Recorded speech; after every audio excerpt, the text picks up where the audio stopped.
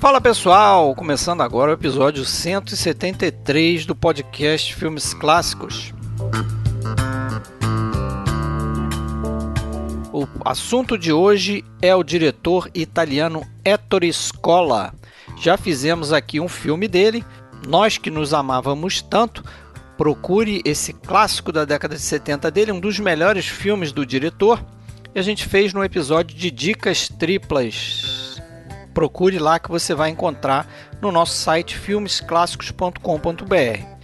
A gente vai falar de vários filmes da filmografia do Scola, mas a gente vai centrar o episódio em 3 de seus melhores filmes. Ciúme à Italiana, que ele fez em 1970, com Marcello Mastroianni e Monica Vitti. Depois vamos andar um pouquinho mais no tempo para falar de Feios, Sujos e Malvados. E também faremos o filme que ele fez no ano seguinte, com Marcello Mastroianni e Sophia Loren, chamado no Brasil de Um Dia Muito Especial.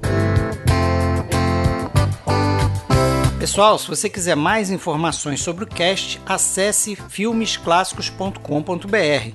Se quiser procurar nossos áudios em outros agregadores, vá no iTunes, no Spotify, Google Podcast ou qualquer outro agregador, basta procurar por podcast Filmes Clássicos. Temos um canal no YouTube, onde fazemos lives de 2 em 2 meses e postamos os áudios destes episódios e também outros vídeos com uma série de curiosidades sobre cinema clássico. E se você quiser entrar no nosso grupo no Facebook, ele é privado, mas você sempre pode mandar uma mensagem para Fred Sanjuro ou Alexandre Cataldo solicitando sua entrada. E no Spotify e no iTunes, não deixe de classificar o nosso podcast, isso é muito importante para a gente figurar em listas e atrair mais público interessado em conhecer um pouco mais sobre cinema, beleza?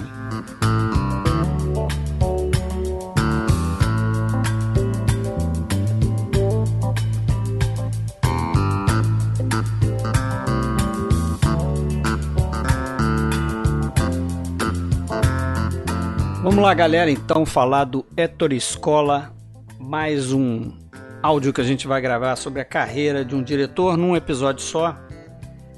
Comigo aqui a dupla do podcast Cinema Italiano e também o meu sócio. Um deles é a mesma pessoa, Alexandre Cataldo. Fala aí, Blumenau, tudo bem? E aí, Fred, como é que você tá? Tudo bom? Certo. Vamos lá. Vamos nessa. Falou italiano, a gente... Falou italiano, a gente chama quem? Quem? Vendramini Tony.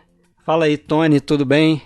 Ô Fred, tudo bem? Tudo bem, Alexandre? Obrigado aí mais uma vez pelo convite. Bem-vindo de novo. Grande prazer. Obrigado, grande prazer sempre. Para quem não entendeu a brincadeira, o Alexandre e o Tony têm um outro podcast chamado Podcast Cinema Italiano, e o Alexandre, se você está ouvindo pela primeira vez esse episódio, que eu acho difícil.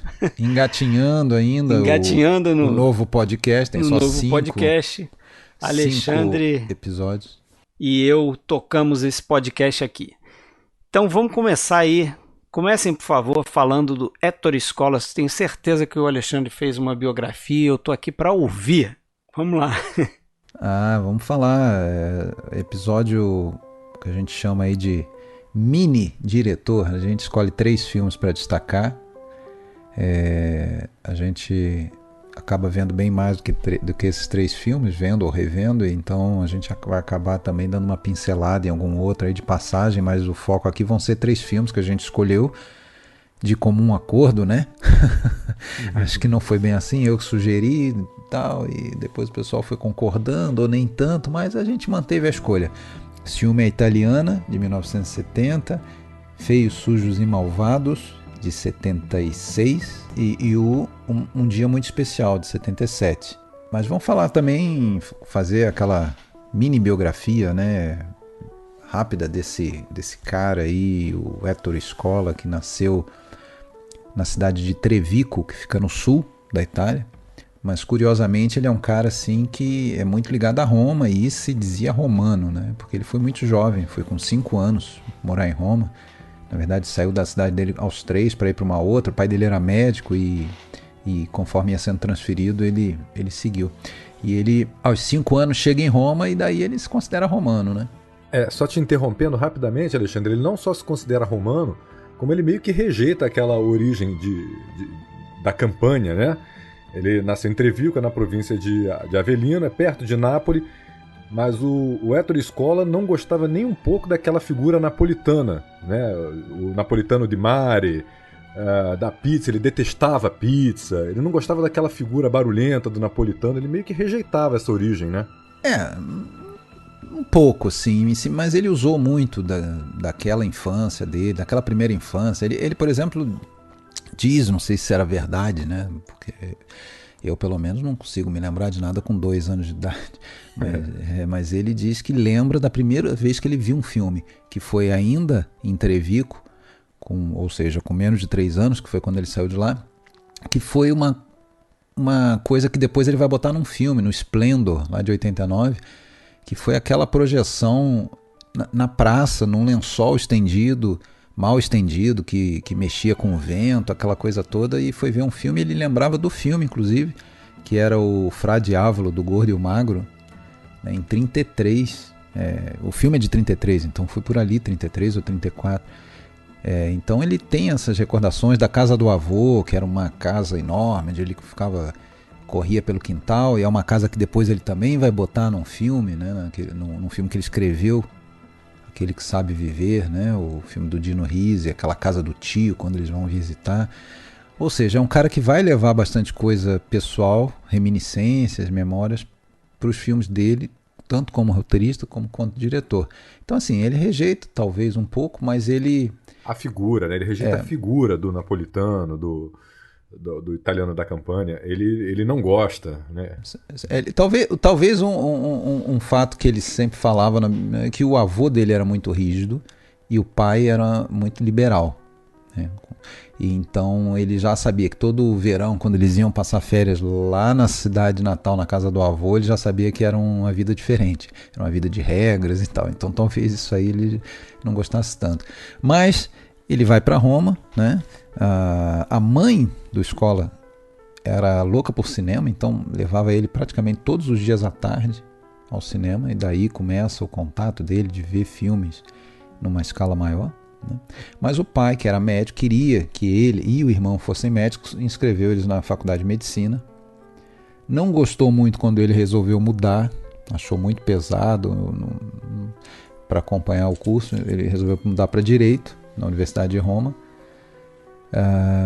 E gostou menos ainda o pai dele quando ele, que era um cara que tinha uma paixão por ficar fazendo desenhos, ele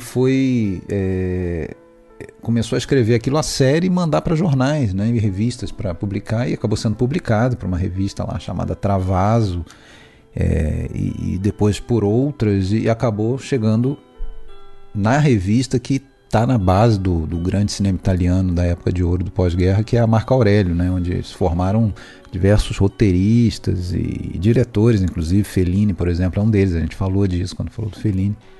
Era um verdadeiro celeiro ali de cômicos, de roteiristas. E ele se formou, isso foi praticamente a faculdade dele, a Marco Aurélio, né? E foi ali que ele começou a escrever primeiro, além das caricaturas, as piadas, né? Então primeiro ele escreve... acaba indo escrever as gags, né, as piadas para roteiristas já estabelecidos, então sem ser creditado, né?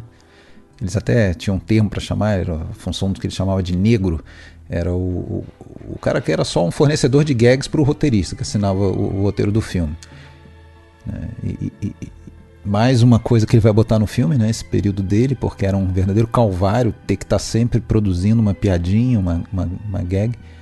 E ele vai botar isso, por exemplo, lá no La Terraza, que tem um personagem do Trintignant, que é um cara que está sempre pressionado, né, pelo produtor, que sempre pergunta para ele, mas ma fa ridere, mas essa aí vai fazer rir essa piada?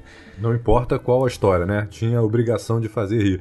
E um detalhe importante também, Alexandre, é que o Ettore Scola teve uma formação muito boa de literatura, até porque quando ele era criança, com 7 ou 8 anos, ele era obrigado, a ler em voz alta pro avô, né? Você citou a infância dele aí, o avô Pietro, que ficou cego por causa de diabetes. O avô tinha uma grande biblioteca, amava ler, gostava muito, tinha livros de todos os tipos, e era o Ettore Scola que lia. Então, a arte de contar histórias e a paixão pela leitura, pelas histórias, já vem desde cedo, porque ele tinha esse compromisso com o avô, né?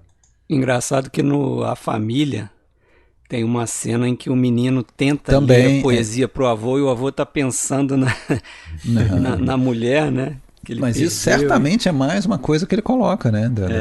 Um mais pequeno momento da infância. aí. Tem várias coisas. Ele diz desses livros que ele lia pro avô cego, né? Tinha muitos livros que ele não entendia nada, ele lia meio que mecanicamente, sem entender o que estava lendo. Agora tinha alguns que ele gostava. Ele preferia quando tinha que ler, por exemplo, As Aventuras, e um que ele começou a ter contato e gostar muito nessa época foi o Capitão Fracassa, né? Que depois vai virar um filme dele também, As Aventuras do Capitão Tornado, no Brasil. E antes de virar filme, vira uma referência, né? Em um dos filmes dele, novamente, no Terraço, né? O produtor da Rai, ele morre como o Matamoro, né? Que é um dos personagens do filme. Ali ele já pensava em fazer o Capitão Fracassa, né? Ele daí se aproxima de um cara chamado Ruggiero Macari, que era um dos chefes lá da Marco Aurélio, e ao mesmo tempo já era um roteirista famoso. E o Macari acaba chamando ele para escrever junto mesmo, né? Ser roteirista, não é mais aquela função do fornecedor de gags que fica oculto. E aí eles começam uma parceria que durou por mais de 12 filmes, né? Começam em 51 com um filme para um comediante chamado Tino Scott. Não sei se o Tony vai lembrar dele, a gente viu um filme desse cara lá quando passou a régua na filmografia do Monicelli. Arrivato e Cavalieri. Aquele personagem do Cavalieri rendeu vários filmes para o Tino Scott e era de autoria do Scola, né?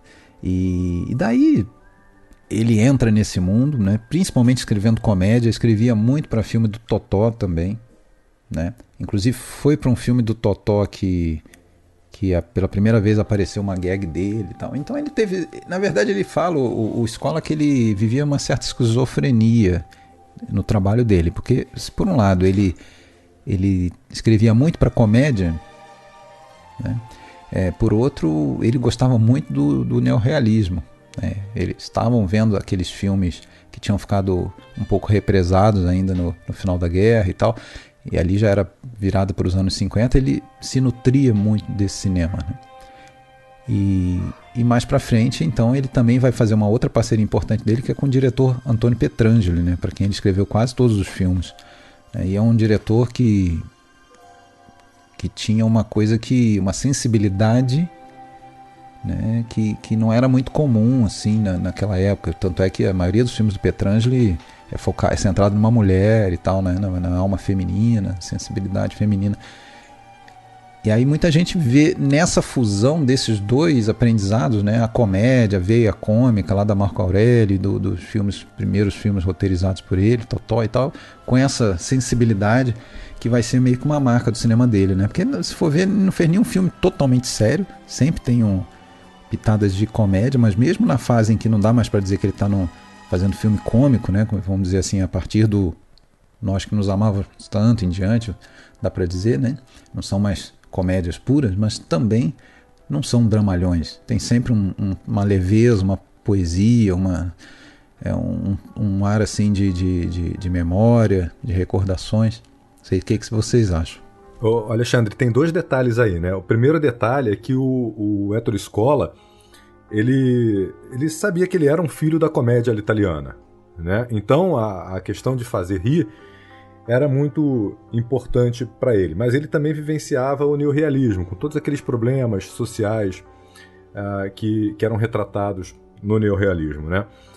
E uma outra questão do Ettore Scola, e nós vamos abordar bem isso hoje nesse episódio, com os 3 filmes que foram escolhidos, é que ele era um diretor com um empenho político muito grande, né? A questão política, a representatividade dos menos favorecidos, sempre bem presente nos filmes dele, mas apesar disso, ele não era exatamente um militante, pelo contrário, ele dizia que ele não gostava do cinema militante, que ele achava chato, ele achava ruim, difícil e tudo mais, e que, na verdade, ele queria fazer rir.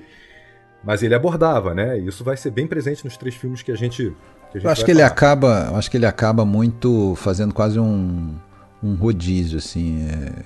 Ele fazia eventualmente algumas coisas bem engajadas, né? Como por exemplo aquele filme O Trevico Torino. Esse é engajadíssimo. Ou outros filmes que eram muito cunho social, e até assim dá pra ver claramente que esses são os filmes em que não tem nenhum grande ator, né? Só desconhecido, só gente.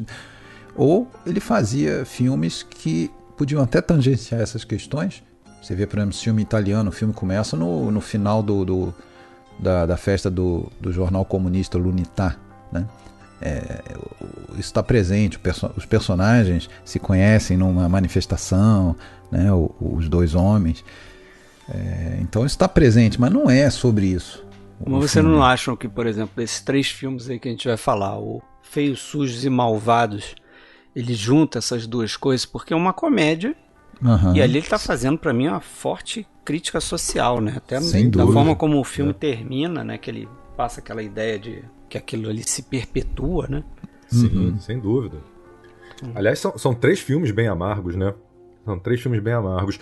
E um outro detalhe também muito presente nos filmes do Ettore Scola é justamente narrar fatos da sociedade italiana, da história italiana. Ele sempre procura momentos específicos, né, que a sociedade italiana vive para poder desenvolver histórias dentro desses momentos.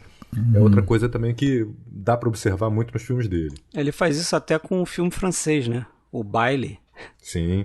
Ele marca ali a história, dúvida, né? Não terminei de ver, mas já percebi isso, né? Bem legal. Bem legal. Eu acho que são 5 épocas ali, né? Ele traça 50 anos, 5 décadas, da década de 30 até a década de 80, acompanhando, né? Vários eventos marcantes na França, né? Sem sair do mesmo ambiente, né? Que é o salão de baile. Genial aquilo ali.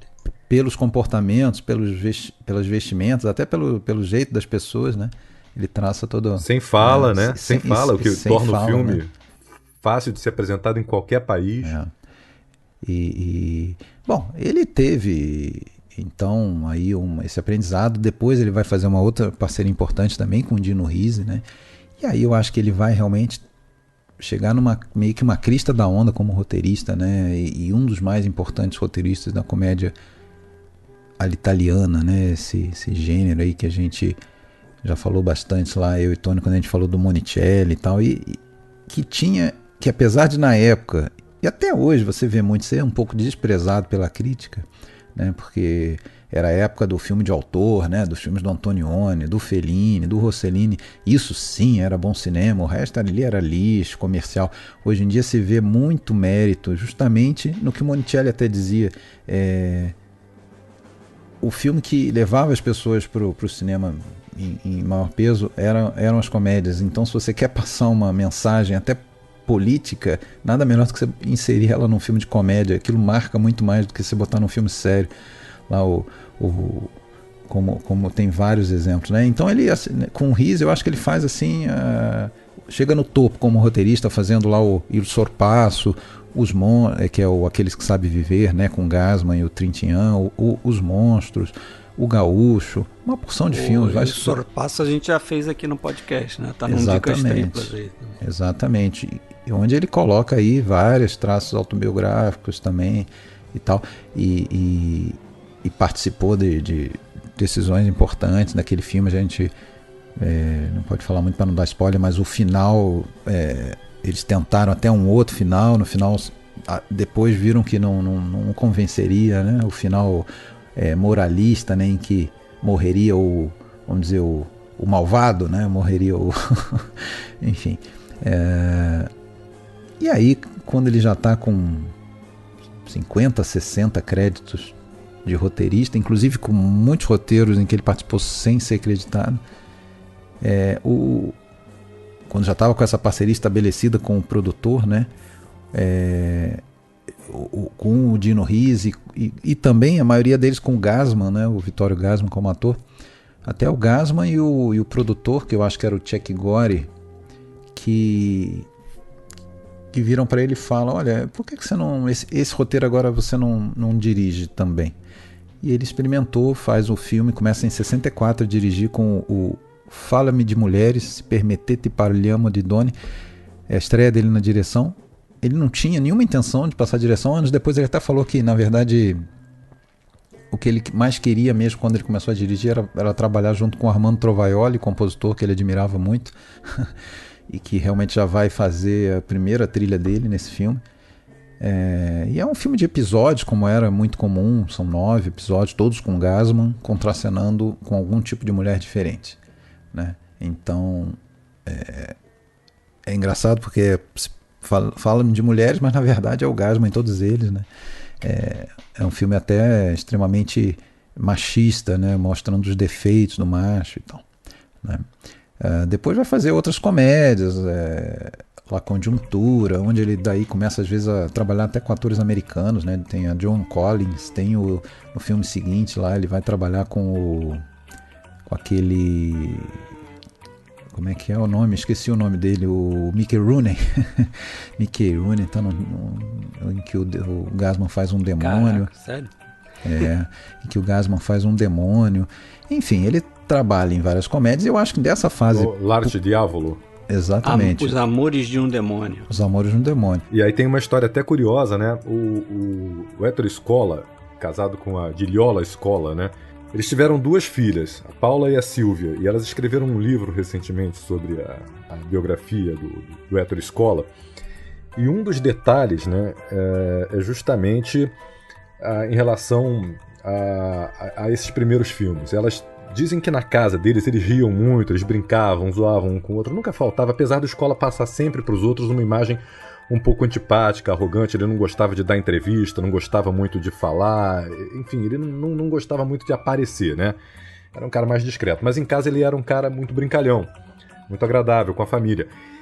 E a Paula e a Silvia dizem que na hora de dividir a obra do Scola, elas citam 4 obras-primas, né, que são Nós que Nos Amávamos Tanto, 2 dos filmes que nós escolhemos para hoje, que são Um Dia Muito Especial, Feios, Sujos e Malvados, e o outro filme é A Família.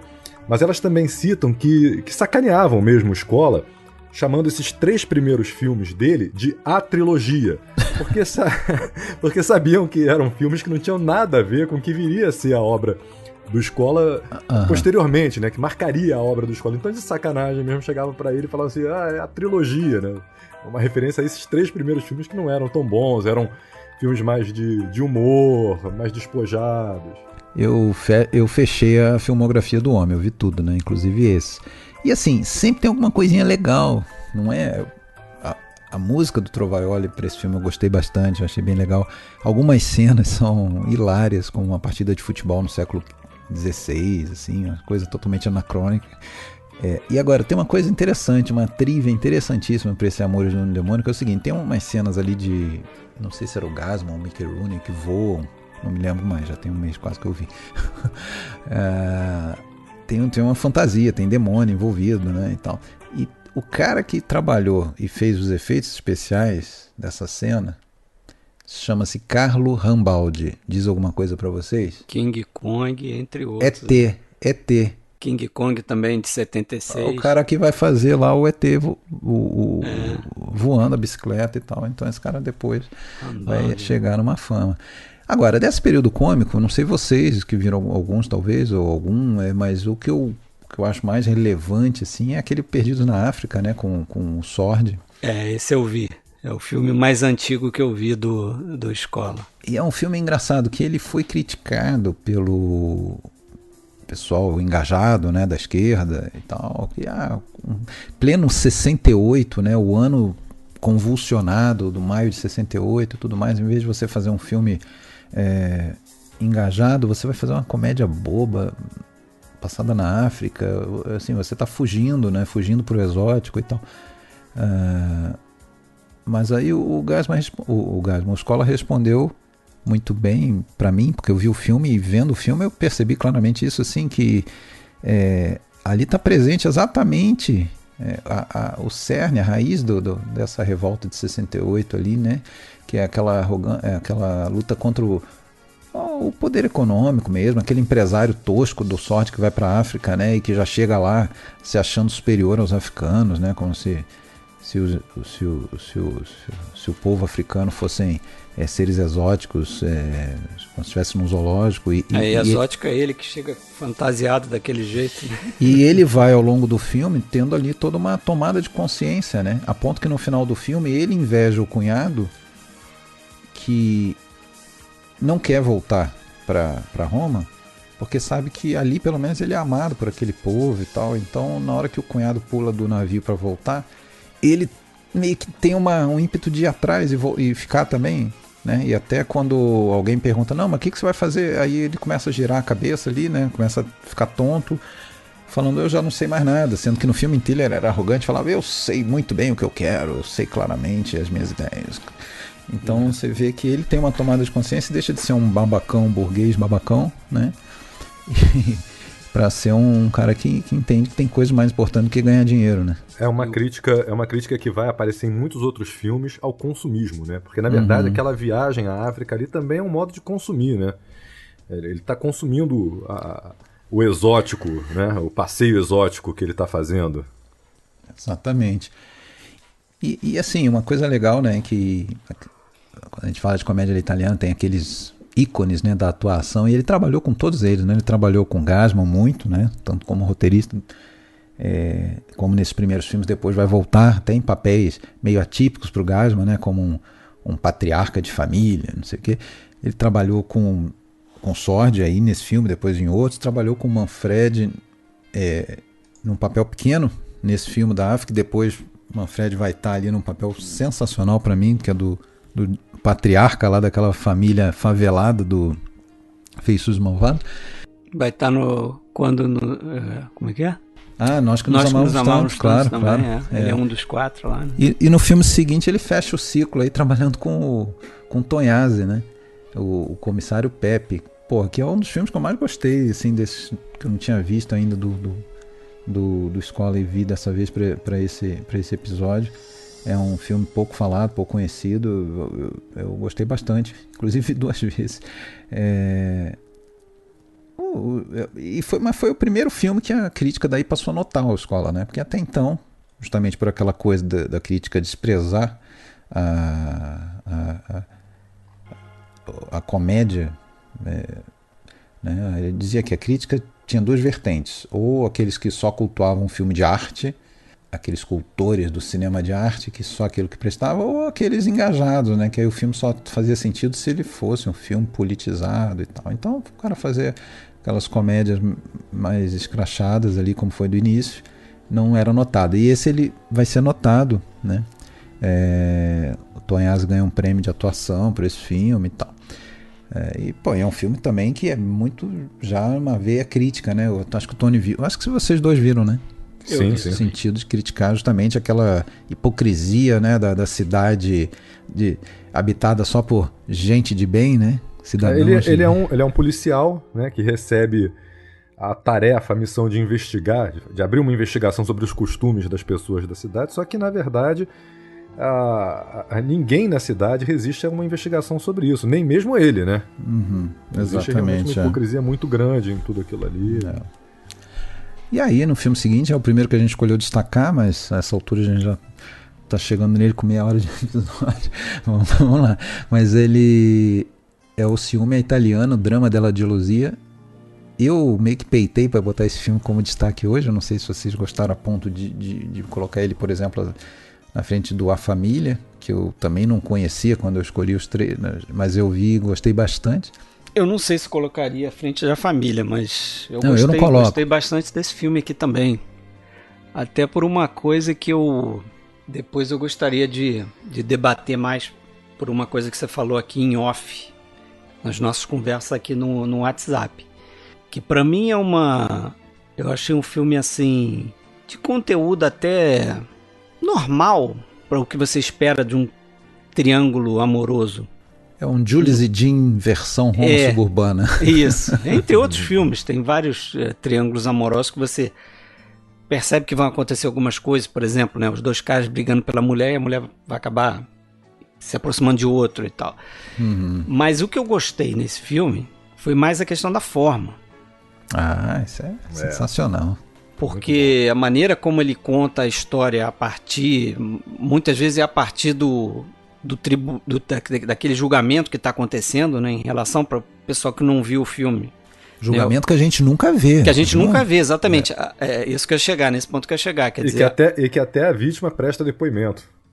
Não, a gente só vê do julgamento ali o juiz e um dos advogados e tal que vão visitar a cena do crime junto com os acusados ali. Fazer uma reconstituição. Uma reconstituição, mas a partir daquele momento ali, você tem flashbacks e às vezes você tem flashbacks, através da narração você percebe que você ainda está dentro do julgamento, porque tem um advogado falando com o juiz e tal, mas você realmente nunca vê o tribunal, você não vê a sala, o julgamento acontecendo. Sobre isso tem um depoimento interessante do Scola, tá? A respeito dos flashbacks. Ele diz, o Scola fala que no cinema os flashbacks ganharam um peso, uma consideração desproporcionais, e ele dizia que o flashback na verdade não existe, que na verdade isso era uma linguagem já da literatura, e que nos romances o escritor conta aquilo que está acontecendo, e aí depois escreve, um ano antes aconteceu isso, foi dito aquilo, fecha parênteses, aí retoma a narração no presente, né? Isso sempre foi feito na literatura. Sim. Então, esse é um recurso que para ele realmente não tem assim um peso considerável. E tem umas outras coisas também que eu achei bastante experimental e que alguns chamam de flash forward, né? Umas cenas, por exemplo, uma que me chamou muita atenção. Tem um momento que a mulher do personagem lá do Marcello Mastroianni, Oreste Nardi. Isso, a mulher mesmo do Oreste, né? Com qual ele é casado, era casado. Vai lá na frente do cemitério, lá onde a Adelaide trabalha, né? Isso, mas então, nessa cena aí, antes dela ir confrontar a Adelaide, ela tá na cama com o Marcello Mastroianni e ela descobre que ele tá cometendo adultério, ela suspeita, não me lembro. Aí ela começa a pensar no que ela vai fazer. Eu vou denunciar ele à polícia, adultério, isso é crime. E quando ela tá falando ali sozinha com ela mesma, ele mete ali um plano da delegacia. Olha só, ele mete o plano da delegacia com o delegado respondendo para ela, dizendo, olha, adultério na Itália hoje já não é mais crime. Exato. Ou seja, aquilo ali para mim foi genial, porque ele resolveu, cara, uma sequência que poderia ser mais longa. Depois ela sairia da casa, provavelmente ia na delegacia, ia ouvir isso do delegado e depois ia atrás da mulher. Não, ele resolveu isso de forma simples, fez um plano em contraplano que acontece em espaços diferentes, em tempos diferentes. E a cena seguinte é ela já indo pro mercado de flores lá. Porrada, né? Meter a porrada na Adelaide. Ser confundida com a mãe. Na verdade, você vê que ela não vai pra bater, ela vai só pra botar mas quando chamou ela cara. de mãe... Né? Na hora que a Adelaide confundiu ela ofendeu. Com a mãe... Ofendeu. Aí vira baixaria, né? Agora, essa linguagem do filme que você citou, Fred, é interessante também, porque o filme é o primeiro grande filme de sucesso mesmo, é o que marca, né? É aquele que dá na crítica aquele estalo, olha, tem um autor aí, né? Isso. Alguma coisa está acontecendo aqui. Apareceu um cara novo muito bom pra gente prestar atenção. E a linguagem que é usada nesse filme, ela também é muito nova, é um modo novo, uma linguagem nova que está sendo usada. É uma linguagem muito ligada ao fotoromance, né? Um modo de cada personagem conto de fadas, né? Sim. Meio que um conto de fadas, assim, com muita fantasia em alguns momentos, né? E com os personagens tendo um próprio modo de se expressar que os torna muito reais, né? Você vê a florista, né? A personagem da Viti, a Adelaide, né? Ela tem aquela visão romântica, ela se inspira através desses fotoromances. Ela é meio que uma heroína de quadrinhos que está ali entre dois amores num romance ilustrado popular, né? O Mastroianni mesmo é um cara que se expressa, né? O personagem do Mastroianni é um personagem que se expressa com jargões aprendidos ali na seção do partido. Ele é um cara que pertence ao Partido Comunista. É uma linguagem mais usada para tratar de temas políticos, né? Que é transferida ali para o drama do operário. Tem até uma hora que ele pergunta para um companheiro dele, né? Em que medida uma traição na Adelaide pode se inserir na luta do partido por uma sociedade mais livre, mais igual. Isso é essa coisa, né, que o Scola tem sempre de tentar relacionar o público com o privado, né? Até em situações meio que sem sentido, né? Tipo, como é que meu chifre vai servir a causa, né? E o filme tem outras coisas também, tipo quebra da quarta parede, né? Tem uma cena que a irmã da Adelaide vira, tá dentro do carro, vira pra gente e se apresenta literalmente. Eu sou irmã dela. Né? Aí você fica sabendo que ela é uma prostituta e tal. Assim, de cara, eu já senti assim, como o Tony falou, né? O primeiro filme que começa a chamar a atenção para ele, para a escola, um ótimo senso de composição naquele primeiro plano do filme, que tem aquele, não sei se é um armazém ali, onde vai acontecer a feira, né? Sim. Então tem todo um lance da luz entrando pelas umas frestas que tem ali no prédio e você nota um cara cruzando, levando um caixote para um lado e para o outro. E tem várias outras coisas assim, aquela sequência inicial naquela espécie de carrossel com balanço ali, que eles ficam girando ali, né? Esse filme tem um negócio que eu gosto nos outros filmes em que isso acontece, o mais conhecido deles, o Crepúsculo dos Deuses, né? Que é aquela coisa que o narrador tá morto de início, né? A gente já vê ela, né? Já sabe que ela tá morta de início. E no final do ciclo voltamos àquele armazém, né? Para o desfecho. Né? Porque você fica querendo saber o que aconteceu ali, né? Como aconteceu, né? E uma outra coisa que chama muito a atenção também é que o filme apresenta uma Roma que não é conhecida das pessoas, né? Roma suja, nem né? Proletária. Turística. Tem aquela praia suja lá que você falou, né? Hóstia. Inclusive, a relação dos dois ali é uma relação meio antirromântica. Eles se encontram nessa praia suja.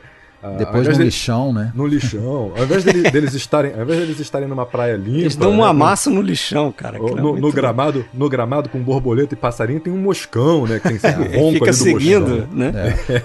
É o antirromantismo, né? Essa veia levemente comunista, engajada do Escola aparece em vários momentos no filme. Eu já falei do início, né? Começa naquela festa do partido, na festa do jornal L'Unità, né, que tá acabando, aí fica aquela pracinha lá toda suja, cheia de detritos, eles estão desmontando e o cara tá meio bêbado, o Oreste dorme. Ali já começa meio que esse ar de conto de fadas, né? Você vê que ele tá dormindo, aí chega a mulher para beijar ele dormindo, ele acorda assim, meu Deus, será que você perdeu uma aposta para estar aqui me beijando, não sei o quê. Enfim. É que ali tem outro tema também presente no filme, né? Que até então o pobre não tinha depressão, né? Ou pelo menos não era retratado. E o filme mostra que não, o operário também pode ficar deprimido, pô. O operário também tem sentimento, tem desejo, tem doenças que antes só cometiam a elite, né? Aí naquela cena romântica, entre aspas, romântica pra eles, né? Do lixão, a Adelaide tá louca pra se entregar pra ele, vai, me pede o que você quer, Ele fala, eu quero que você vá no comício do partido no próximo domingo. Não, eu quero que você vote. Não, eu quero que você vote comunista no próximo domingo. Mas é o beijo ali naquele momento, no começo do filme, que liberta o Oreste desse sono da depressão, da apatia, né? Que faz ele reencontrar o amor, a alegria. Ele volta a viver ali, né? Eu li que esse filme ele foi escrito pelo Escola e por uma dupla famosa de... Ágio Scarpelli. Isso, de escritores, né? Os caras escreveram mais de 100 filmes também. Que também foram companheiros dele na Marco Aurélio. Ágio Scarpelli são responsáveis assim por muita coisa. Eu acho que dá para dizer que eles estão assim no mesmo grau de importância da Suso Tchek D'Amico assim, para o cinema de autor, né? O cinema mais autoral. Visconti e tantos outros, o Ágio Scarpelli estão para a comédia italiana, junto com o próprio Escola, né? Mas os filmes do Monicelli mais importantes, né? São do Ágio Scarpelli e tal. Esse filme é muito popular na Itália, ele foi indicado para a Palma de Ouro em Cannes. O Mastroianni ganhou o prêmio de atuação por esse filme, né? Que aliás, no original ele tem um título mais longo, como era uma maniazinha, né? Às vezes até meio auto-irônica, né? Era Drama della gelosia, né? Drama do ciúme, tutti particolari in cronaca, né? Todos os detalhes no jornal. Vamos dizer assim. E a Vitti perguntaram para a Escola por que você não gostou da atuação da Vitti? Ela nunca mais trabalhou com você? Ele falou, não, ao contrário. Bom, só que ele gostava de repetir esses atores, mas fazendo sempre eles serem diferentes, assim. E a Vitti era um tipo de atriz assim que era muito ela mesma sempre, né? Eu acho que um pouco como o Sordi também, talvez até por isso o Sordi não fez tantos filmes com ele, né? Já diferente do como ele viu os outros, né? E o Giannini, que eu acho que também está muito bem no filme, mas só que o Giannini, segundo ele, a partir dali ele passou a ser meio propriedade da Lina Wertmüller, né? Vai fazer uma série de filmes com a Lina nos anos 70 e depois fazer filme com o Visconti também, né? Não estava nunca disponível, né? E tem uma historinha sobre a escolha da Viti para o elenco, né? O Scola e a esposa dele, a Diliola, eles costumavam receber muitos amigos em casa para fazer jogos, reunir, conversar e tudo mais. Mas esses jogos valiam premiação mesmo, né? E em muitas ocasiões o Scola não gostava muito de prêmio. Ele dizia que cada prêmio era um prego no caixão. Ele detestava prêmio. E tinha os prêmios que ele gostava menos ainda, que ele dava para os outros, ou então alguma coisa jogada na casa que ele não tinha muito interesse mais, ele pegava e dava o prêmio para quem ganhou o jogo naquela noite, né, e tudo mais. E numa noite dessas, de jogos, com os amigos reunidos, a Viti foi premiada. E aí o Scola olhou para um lado, olhou para o outro, passou a mão numa boneca de pano que ele encontrou ao girar ali pela casa e deu para ela: toma aqui, ó, você ganhou esse prêmio aqui, essa boneca. Só que quando ele entregou a boneca, a esposa dele, a Diliola, empalideceu, né? Ficou pensando, o que está acontecendo? Que a boneca era uma peça que ela tinha adquirido num antiquário russo, feita à mão, e ela ia colocar para restauração. E aí no dia seguinte a Viti recebeu um bilhete que o Scola tinha escrito, né? Assim: cara Mônica, venho aqui te pedir, me devolva a boneca que você ganhou na noite passada e você será a protagonista feminina do próximo filme do Marcello Mastroianni. Decida sem fazer perguntas. Era assim, seco assim o bilhete dele, né? Uhum. E aí a Mônica Vitti foi a Adelaide no filme. Só que o detalhe é o seguinte: antes mesmo de tudo isso acontecer, ele já tinha decidido que ia ser ela a atriz do filme, só que não tinha contado. E aí 10 dias depois ele entregou um pacote pra Adiliola com uma boneca perfeitamente restaurada, a boneca direitinho lá na caixinha. Ficou tudo bem pra todo mundo. Tem aquela coisinha engraçada no filme eu acho que vai ter também no Feios Sujos Malvados, que é dos personagens que estudam inglês, né? Aquela coisa assim, um pouco daquela crítica comunista também, do consumismo, da coisa de inglês, a língua do futuro. Então tá lá a Adelaide com as outras floristas lá, né? What a lovely day today. Aí ficam repetindo aquilo. E depois vai ter a personagem da mãe lá do Jacinto, né? A velhinha lá do Feios Sujos Malvados também fica estudando inglês, vendo coisa na televisão, repetindo inglês. Agora, uma coisa que eu acho que temos que falar é do senhor Armando Trovaioli, né? Que vai fazer 27 dos 31, eu acho, filmes do Scola, um compositor de mão cheia que é pouco falado, né? E é um cara que eu demorei a conhecer também.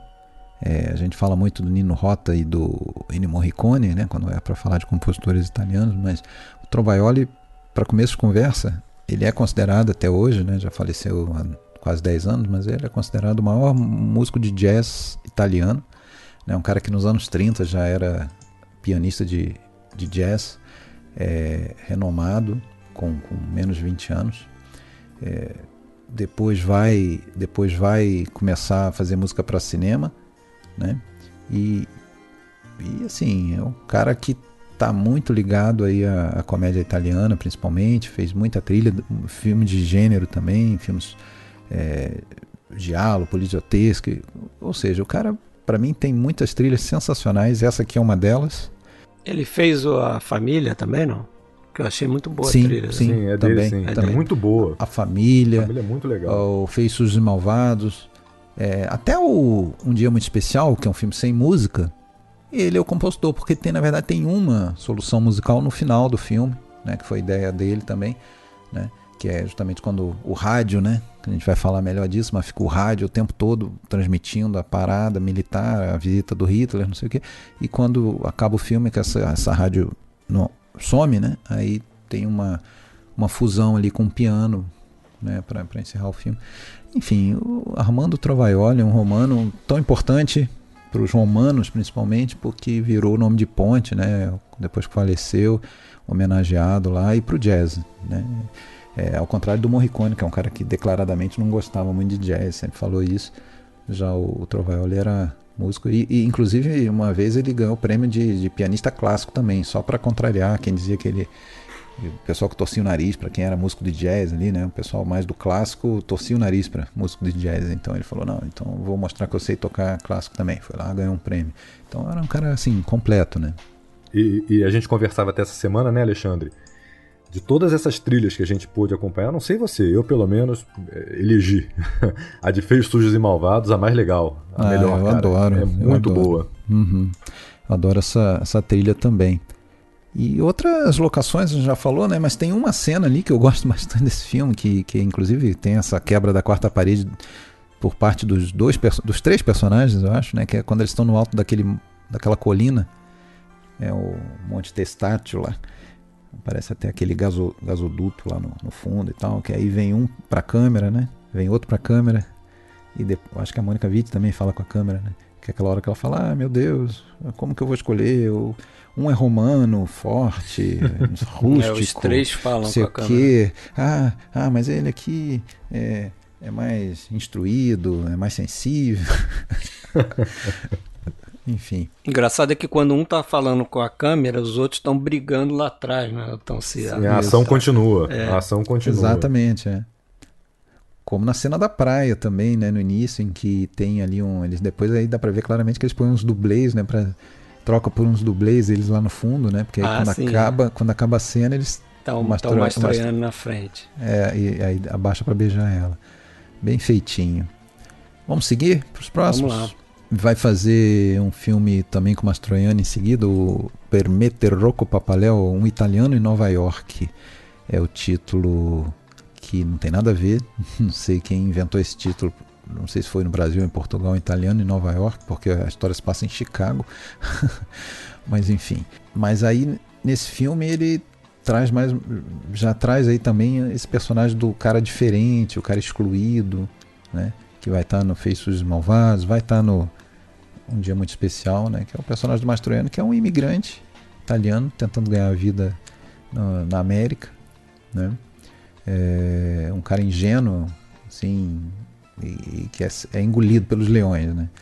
Vai fazer alguns outros filmes nesse meio tempo, né? A gente falou do Trevico Torino, né? Que é quase um filme, não é documentário, mas é quase como se fosse, né? Um filme que acompanha um jovem migrante, né? Do sul da Itália, um movimento muito importante de migração do sul para Torino industrializada, para trabalhar nas automotivas, na Fiat e nas outras lá, né?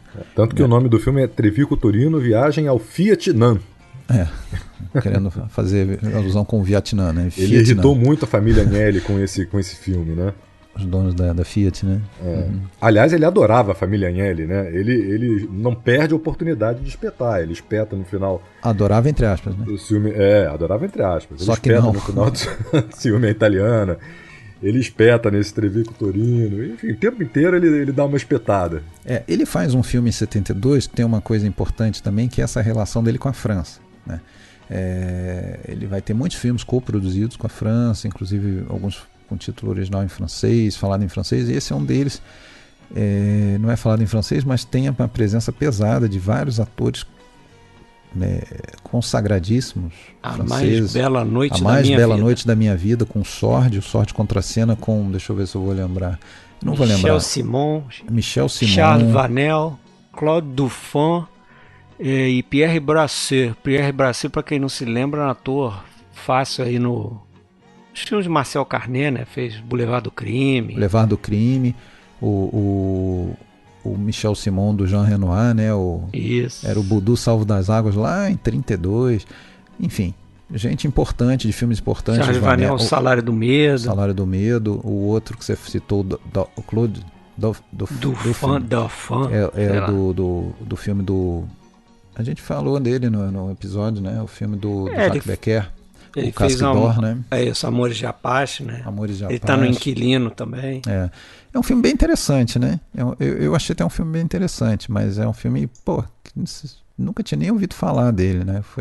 Valeu a pena ter visto. Vai fazer nesse meio tempo um que a gente não vai abordar hoje aqui, que acho que pra mim é o melhor filme dele, que é o Nós que Nos Amávamos Tanto. Tcharam Tomate. 74, a gente falou dele num Dicas Triplas. E que vale aqui só um parênteses, né? Porque é um filme dedicado ao Vittorio De Sica, né? E ele conta, o Scola conta que o Vittorio De Sica era o farol dele no cinema. E ele diz que aos 16 anos, enquanto andava por Roma numa manhã, passou pela Piazza Vittorio e viu um monte de equipamento de cinema, viu um homem usando um megafone ali dando instrução para outras pessoas, falava com calma, sem gritar, sem levar muita voz, e ao mesmo tempo segurava uma criança pela mão, né, instruindo a criança. Era a gravação de Ladrões de Bicicleta. Ele não foi para a escola naquele dia, levou uma bronca quando chegou em casa, mas ele viu a gravação ali o dia inteiro. Valeu a pena, né? Na Piazza Vittorio, ele morava ali perto. É engraçado que nós que nos amávamos tanto, você falou de Sica, mas nesse filme tem o Fellini, né? Interpretando ele mesmo, o Mastroianni também. Confundido por um policial com o Rossellini. Isso. Aliás, no set do La Dolce Vita, né? Como se eles estivessem filmando. E confundido por uma grande brincadeira do Scola, né? Porque o cara realmente apareceu ali durante as filmagens, falou que queria cumprimentar o maestro, e o Scola que falou pra ele cumprimentar o Rossellini, sem o Fellini saber. E aí o cara faz toda a confusão. E aí uma outra curiosidade também que eu achei legal, estudando um pouquinho aqui sobre o Scola, é que a música, né? Aquela balada partigiana lá do Nós que nos amávamos tanto, na verdade foi escrita, né? Ela foi composta pelo Trovaioli, mas ela foi escrita, a letra, o Ettore Scola não conseguia escrever a letra, não estava inspirado, ele pediu para Paula Scola escrever, e foi ela que escreveu, acabou marcando muito, até hoje muito cantada na Itália. Que aliás o título, isso foi algo que eu descobri depois que a gente gravou aquele episódio, o título foi tirado de uma canção de sucesso dos anos 30, que tinha um verso assim: C'eravamo tanto amati per un anno o forse più, né?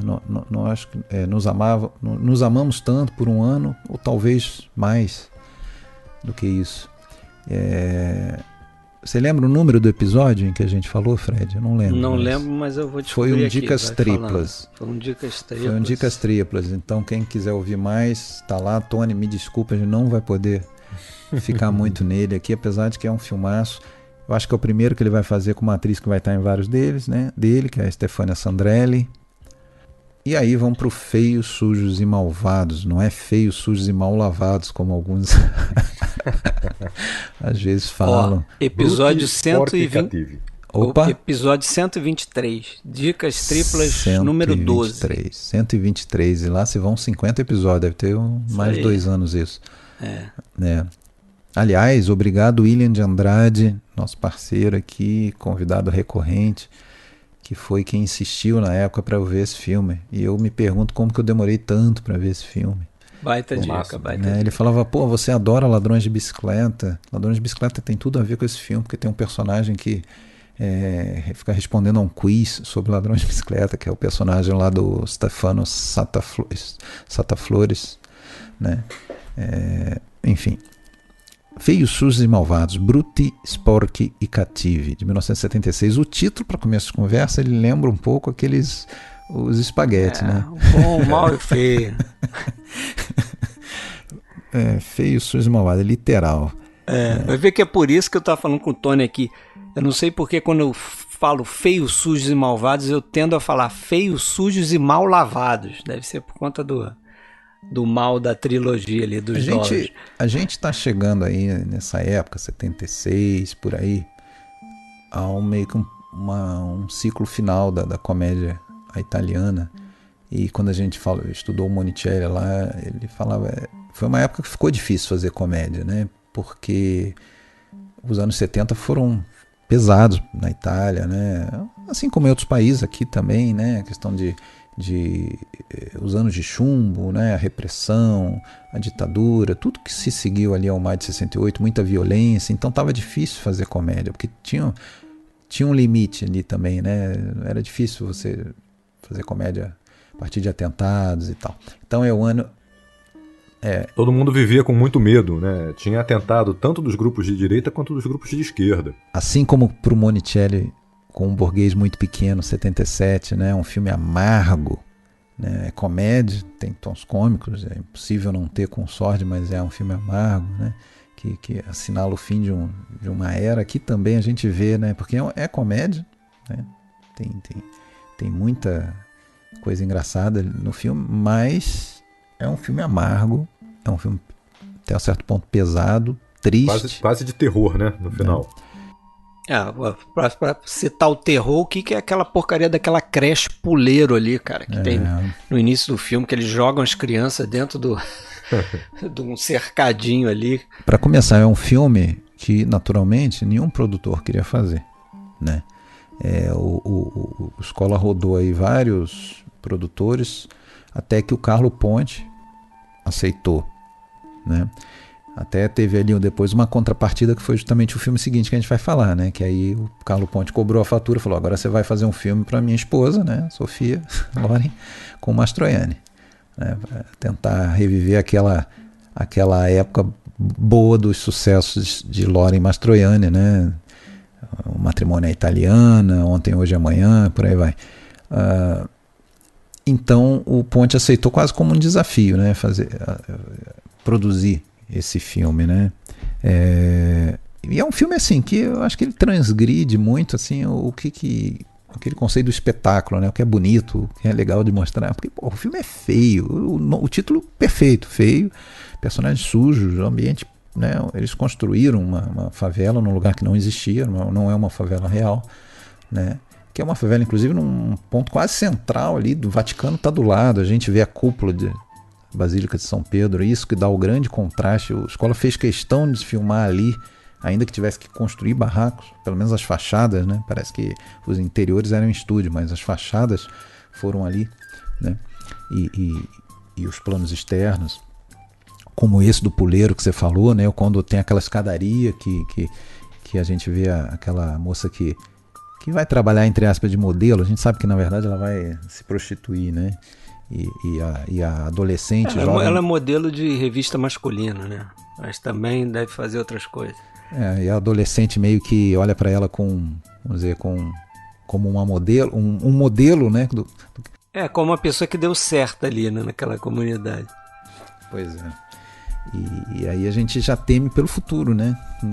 Que aquela adolescente também não vai acabar bem se seguir aquilo ali porque se você for ver aquela adolescente ali, desde o início você vê ela tirando, ela que acorda cedo para buscar água pro barracão, né?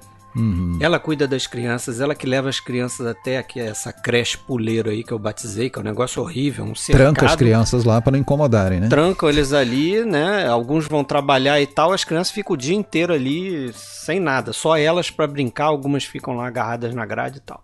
Uma pedra. Como se fossem animais mesmo, né? Você junta lá o rebanho dentro do cercado lá e eles ficam lá. Uhum. E aí no final tem essa virada, né? Porque a gente chega lá. É que eu acho que o que eu acho aí é o seguinte: mais do que a questão estética, o que o Escola faz nesse filme é subverter aquele lugar comum do pobre bom, né? Dos últimos que serão os primeiros, que vão herdar as chaves do céu.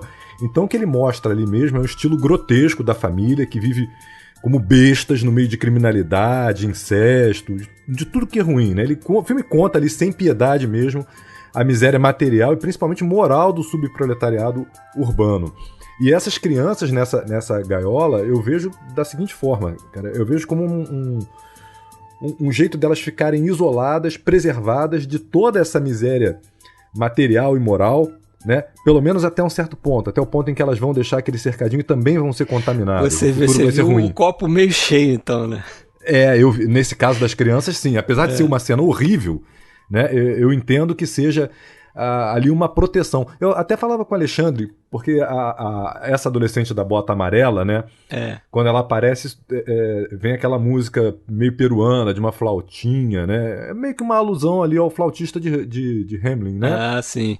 Que as crianças tá vão levando atrás. os ratos, né? Exato, tá levando os ratos. Por esse lado faz até mais sentido até com o personagem dela, por conta disso que eu falei, né? Ela que vai buscar água, ela que tá fazendo algo de produtivo ali, naquela coisa toda, Exato. né? E no final essa esperança vai ser totalmente destruída, né? Sim, com o plano final. Mas surpreendendo quando a gente vê o filme pela primeira vez. Melhor nem contar muito, né? Pra não Agora, estragar. esse filme tem uma relação tremenda com outro cineasta, que é o Pasolini. Ele volta um pouco aquele ambiente dos primeiros filmes do Pasolini, do Acatone, que a gente fez um episódio aqui, nós três, né? Sobre o Acatone, que se passava na Borgata Romana, né? Ou seja, na favela, no bairro. Só que ali era uma favela, inclusive na periferia, afastada. A gente não via muitos símbolos da Roma majestosa, né? A não ser lá na cena da ponte, lá, aquele pulo e tal. Aqui a gente, é o tempo todo lembrado desse contraste, né? Ali tem vamos dizer, o guardião da religião mundial católica, São Pedro, Vaticano, ali no fundo, né? E ali aquela pobreza total, né? Então, ele é tão relacionado ao Pasolini que o Scola pediu ao Pasolini para gravar um prólogo, para filmar um prólogo que ia ser exibido antes do início da história, com o Pasolini falando que o tempo passa, 15 anos, sei lá quanto, do Acatone, acho que 15 anos, e as condições continuam as mesmas ou piores, né? A destruição a sociedade que foi se formando no pós-guerra, com um boom econômico, não sei o que, é uma sociedade de consumo, mas que manteve toda uma parcela da população absolutamente excluída, né, de qualquer ganho que se pudesse ter, e aquilo ali é a representação disso, né? Aquele filme é a representação desses excluídos da sociedade de consumo, né? E você está fazendo um paralelo com a Acatone. Um dos roteiristas do filme aqui é o Sérgio Citti, né? Uhum. Que fez lá o Acatone também, né? Sim. Uma parte de diálogo e tal, que ele era irmão do Franco Citti, né? Que inclusive aparecia numa cena do Acatone também. Exatamente, que também depois dirigiu filmes e tal. Nessa época já tinha dirigido. Mas então, assim, só que infelizmente, né? Infelizmente o Pasolini foi assassinado bem durante as filmagens. E acho que na véspera do dia que estava programado para ele gravar esse prólogo, ele foi assassinado. E inclusive, depois a gente vai comentar, né?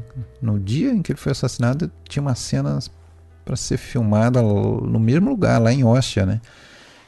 Isso aí, para quem conhece a história lá do assassinato do Pasolini, foi na praia de Ostia, e lá que foi ser filmada uma das cenas do filme, a cena de um almoço de família e tal, em que todo mundo tá esperando que o patriarca morra, né?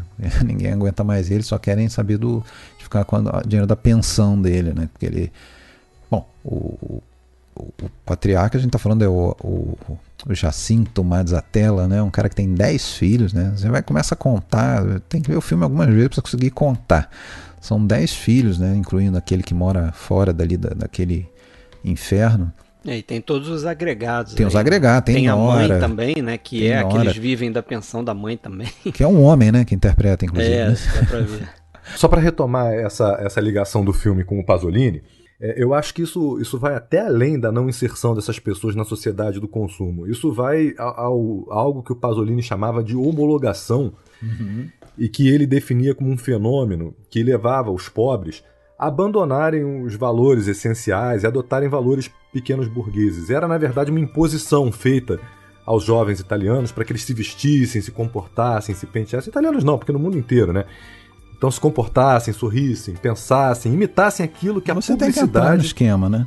Que a publicidade mostrava quase que de um modo impositivo mesmo, e que o Pasolini dizia até que era racista, né? Então o que a gente tem aqui é uma crítica direta ao consumismo que corrompe as pessoas, criando ali as falsas necessidades, né? E tornando essenciais aqueles artigos que são supérfluos. Então Pasolini dizia que isso era o apagar mesmo, o cancelamento de toda uma classe, um genocídio. Ele dizia que para a família burguesa, consumir significava só gastar dinheiro, né? E que nas classes mais pobres, não. A satisfação dessas necessidades supérfluas significava furto, prisão ou então morte. Você vê que o filme inteiro tem objetos de consumo, né, que a família do Giacinto deseja, a começar pela televisão, que está lá dentro da casa.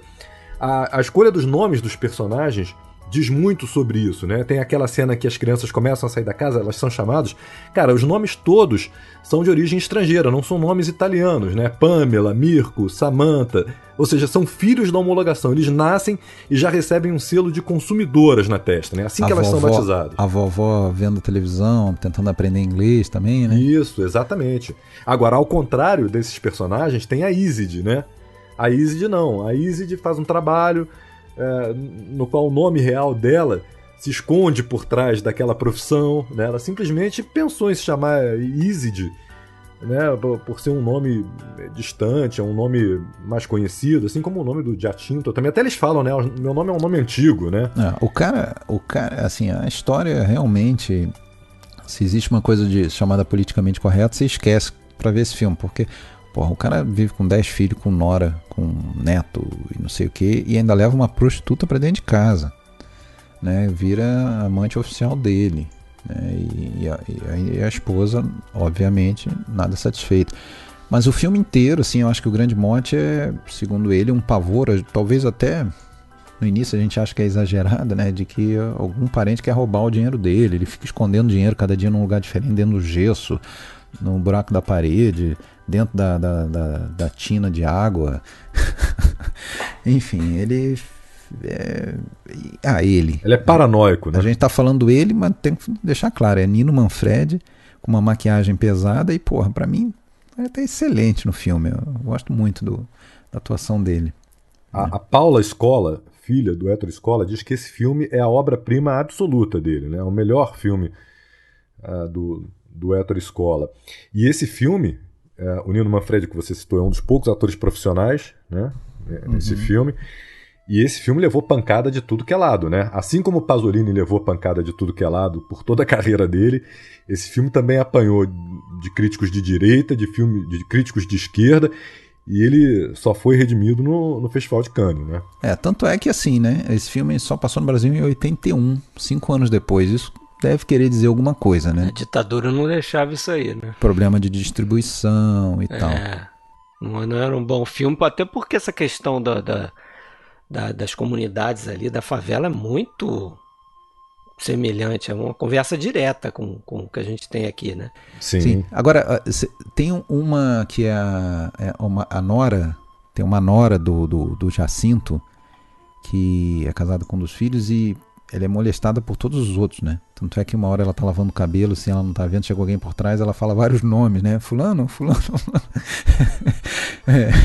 E depois o Giacinto vai tentar também alguma coisa com ela, leva lá pra casinha e tudo, né?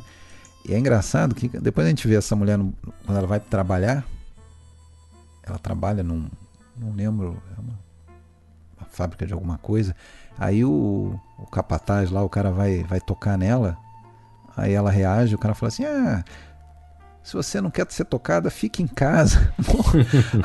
Quer dizer, porra, lá todo mundo toca ela. Quer dizer, agora tem um filho que tá fora, né? Tem um filho que tá fora, o que vai ter o batizado, né? Eu acho que é o motivo do almoço lá do batizado. Sair daquela situação ali também. Mas que rapidinho se alinha com todos ali que decidem no tribunal lá. Até escolhe rápido, não? Tô dentro. Cara, filmagem difícil, ratos de verdade. Tinha ratos de verdade. Toda hora parece um rato sendo chutado, né? Rato de verdade, cara. E eles pegam na porra do rato de verdade. Teve uma cena que acho que é a Giselda, alguma coisa, o nome da atriz, que faz uma das filhas, a Liseta. Que é aquela cabelo Giselda curtinho. Castrini faz a Liseta, que é um cabelo curtinho ali e tal. Acho que ela é enfermeira. Ela é enfermeira lá, que tem uma cena com o velhinho lá, coitado. Ou seja, é engraçado que tem muitos personagens, mas todos têm pelo menos um pouquinho assim de destaque em algum momento, né? A gente vê. Tanto é que depois tem também o sonho dele, né? Não tem aquela cena de sonho? Eu acho um barato aquela cena de sonho que a gente vê ali ele sonhando com todos ali tendo aquilo que desejam, né? O cara que quer ser maestro, tem outro que quer ter uma moto maneira. Porque assim, ao longo do filme, até começa com essa história dele escondendo dinheiro à torta direito e xingando todo mundo, ele bate no neto, né? Toda hora que ele interage com o neto, ele tá dando um cascudo no garoto. Uhum. Mas chega num momento em que ele tá mais sensível ali, prestes a sofrer ali aquele motim da família, que ele se vira pra personagem lá da Isid, né? Isid.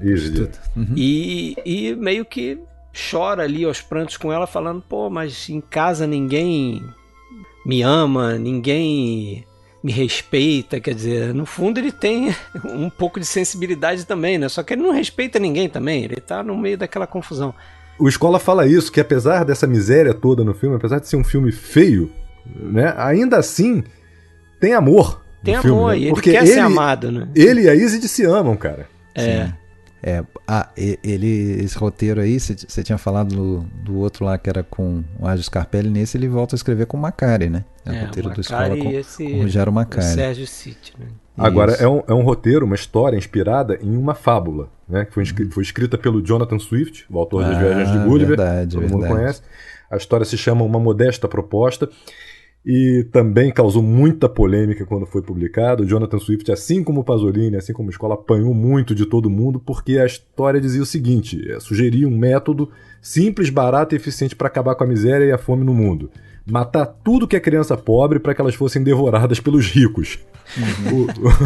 O Swift chegou inclusive a precificar, botou lá que cada criança custaria 10 shillings, não sei como é que se diz. Shillings. Mas óbvio que era uma ironia. Uma brincadeira irônica, mas é engraçado como que, mesmo sendo irônico, mesmo sendo declaradamente irônico, né? E no livro tinha até receita para cozinhar as crianças. Não, mas aí deve ter gente que deve ter entendido como uma defesa verdadeira, né? Real.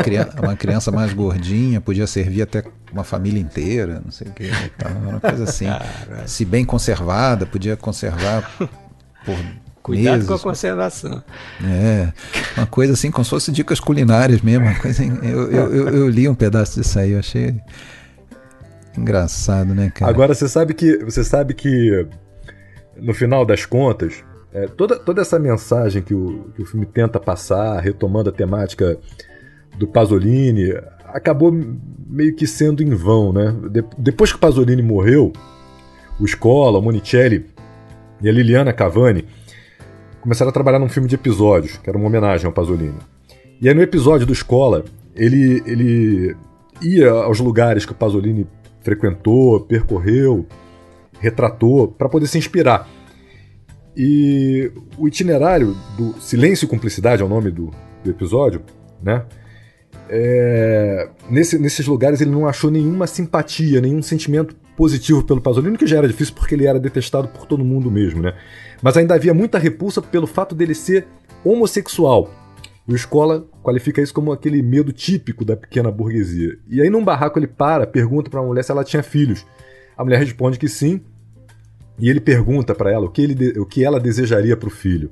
Que ele fosse como Pasolini ou como Giuseppe Pelosi. Foi o suposto assassino do Pasolini, uma história até hoje ainda não muito bem esclarecida, mas oficialmente é o assassino do Pasolini. Então, se preferia que o filho fosse como Pasolini ou como Giuseppe Pelosi. E a resposta foi Pelosi. Ou seja, provava o ponto de vista do Pasolini do genocídio cultural. Pois é. Cara, esse filme tem uma coisa que a gente não pode... eu só queria comentar que tem o... Você falou que a maioria dos atores era amadores, né? Atores de teatro, alguns, né? Quase todos até. Mas algumas pessoas eram pegas na rua mesmo. Eu acho que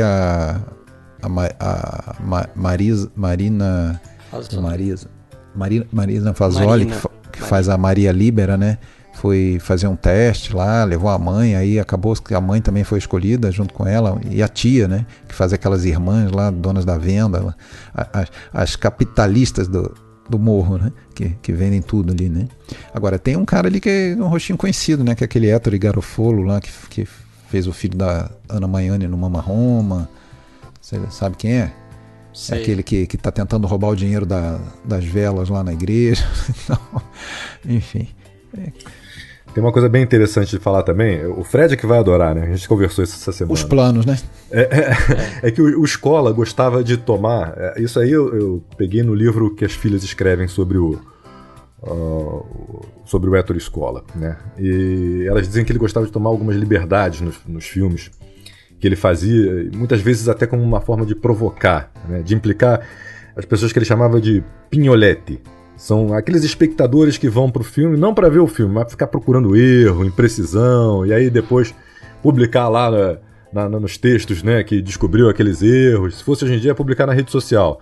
Aí vinham lá data errada, acessório que não devia estar em cena, né? E o Scola deixava tudo isso. E no Feios, Sujos e Malvados ele fez uma coisa que espantou todo mundo que trabalhava ali no estúdio. Os continuistas ficaram desesperados, arrancando os cabelos, porque no meio do barraco tem uma pilastra, e isso é bem nítido durante o filme, com uma foto pendurada. Essa pessoa que está na foto é a Rafaela Carrà. Ela até morreu recentemente, é um ícone meio que da cultura pop. Depois ela se transformou... Apresentadora de TV. Então. Apresentadora de TV, ela musa LGBTS, né, Alexandre? Ela era um ícone do movimento LGBTS, e essa pilastra com a foto aparece o tempo inteiro. Só que uma hora o Escola quer fazer um plano sequência para mostrar os membros da família, e essa pilastra tá lá no meio. Cara, ele mandou tirar a pilastra e fazer a cena assim mesmo. E aquilo ali deixou todo mundo apavorado, falando, cara, como é que as pessoas não vão perceber isso? Tem uma pilastra que aparece ali o tempo inteiro, você vai e tira a pilastra. E ninguém percebe. E no final das contas, ninguém se atentou pra isso, ninguém percebe. O plano é soberano, pô. Tranquilo. Agora, cara, já que você falou nisso, o que eu acho que a gente precisa falar em terminar é a questão dos planos desse filme, os planos sequência, que tem vários bem legais, né? Eu percebo pelo menos assim uns 3 ou 4. Um logo no início, que é aquele meio que apresenta ali dentro, né, Me lembrou até os Basiliscos, aquele início ali, né, que fica filmando as pessoas dormindo. Mais ou menos uns 4 minutos, em que eu acho que ele dá inclusive mais de uma volta, né? Ele volta no Jacinto várias vezes, né? Primeiro o Jacinto falando meio que sozinho, essa noite de novo quiseram me roubar o dinheiro é meu, o olho que ficou cegado pela cal é meu, se não ficou claro eu dou uma bela... ele faz mais que 360 graus ali, a câmera girando. Dá vários giros. Inclusive, né? Esse plano aí ele me lembrou alguns do Roma, do Afonso Cuarón. Tem uns planos assim também dentro daquela casa que ele fica seguindo a empregada, né? E ele dizia que esses planos de sequência, isso é algo que ele usa muito, né? Se você pegar os filmes do Escola, ele usa muito plano sequência. Mas ele dizia que não usava isso como um recurso estilístico. Eram soluções narrativas para ele. Ele usava a câmera a serviço da história que ele queria contar. Tem até uma frase que ele usa, que é que ele diz o seguinte: eu não acredito em uma bela caligrafia, e sim uma escrita que faça o público entender aquilo que eu quero contar. Acho que todo grande diretor tenta fazer isso, né? Porque quando o cara começa só a querer se exibir, entendeu? Você não tem sentido de fazer Mas um plano. Mas ele é um cara que sempre priorizou a história, né? Ele dizia muito isso. Ele não fazia muita questão da forma, essa preocupação com a forma. Inclusive ele vai chutar o balde para deixar isso claro para quem tinha alguma dúvida lá numa família. Mas ele não ligava muito. Mas só que, quando você vê alguns planos desse filme, depois também do Um Dia Muito Especial, eu acho o plano sequência de Um Dia Muito Especial bem mais sinistro, complexo. Nesse é legal, assim, pela apresentação de ambiente, personagens em pouco tempo, né? E depois tem um outro mais perto do final do filme, né? Eu acho que é a parte do final, né? Aquele da gota, né? Que a gente começa na gota e entra aquela música, pra mim também, mais uma, eu concordo com o Tony, pra mim é a minha preferida dessas trilhas aí, é do Trovaioli pra esse filme, né?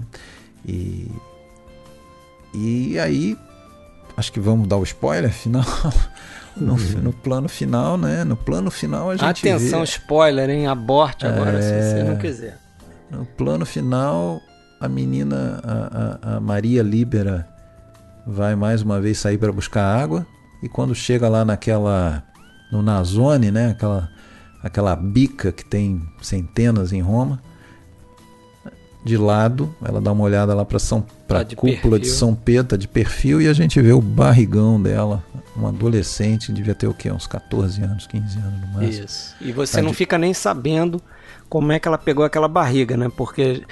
Mas a gente pode apostar que foi com algum dos irmãos. Não, será? Ou então com a outra família. Porque se juntou as duas famílias, né? Tem um momento ali, uma sequência anterior também, que é aquela história dele... Ele, para se vingar da família, ele vende a casa. Para os imigrantes do sul, né? Os imigrantes do sul lá que tá chegando. Para uma outra família tão numerosa quanto a dele. E no final eles resolvem juntar as duas ali e fica morando ali o dobro de pessoas, mais ou menos. Com o barracão semi-destruído, né? Pelo incêndio.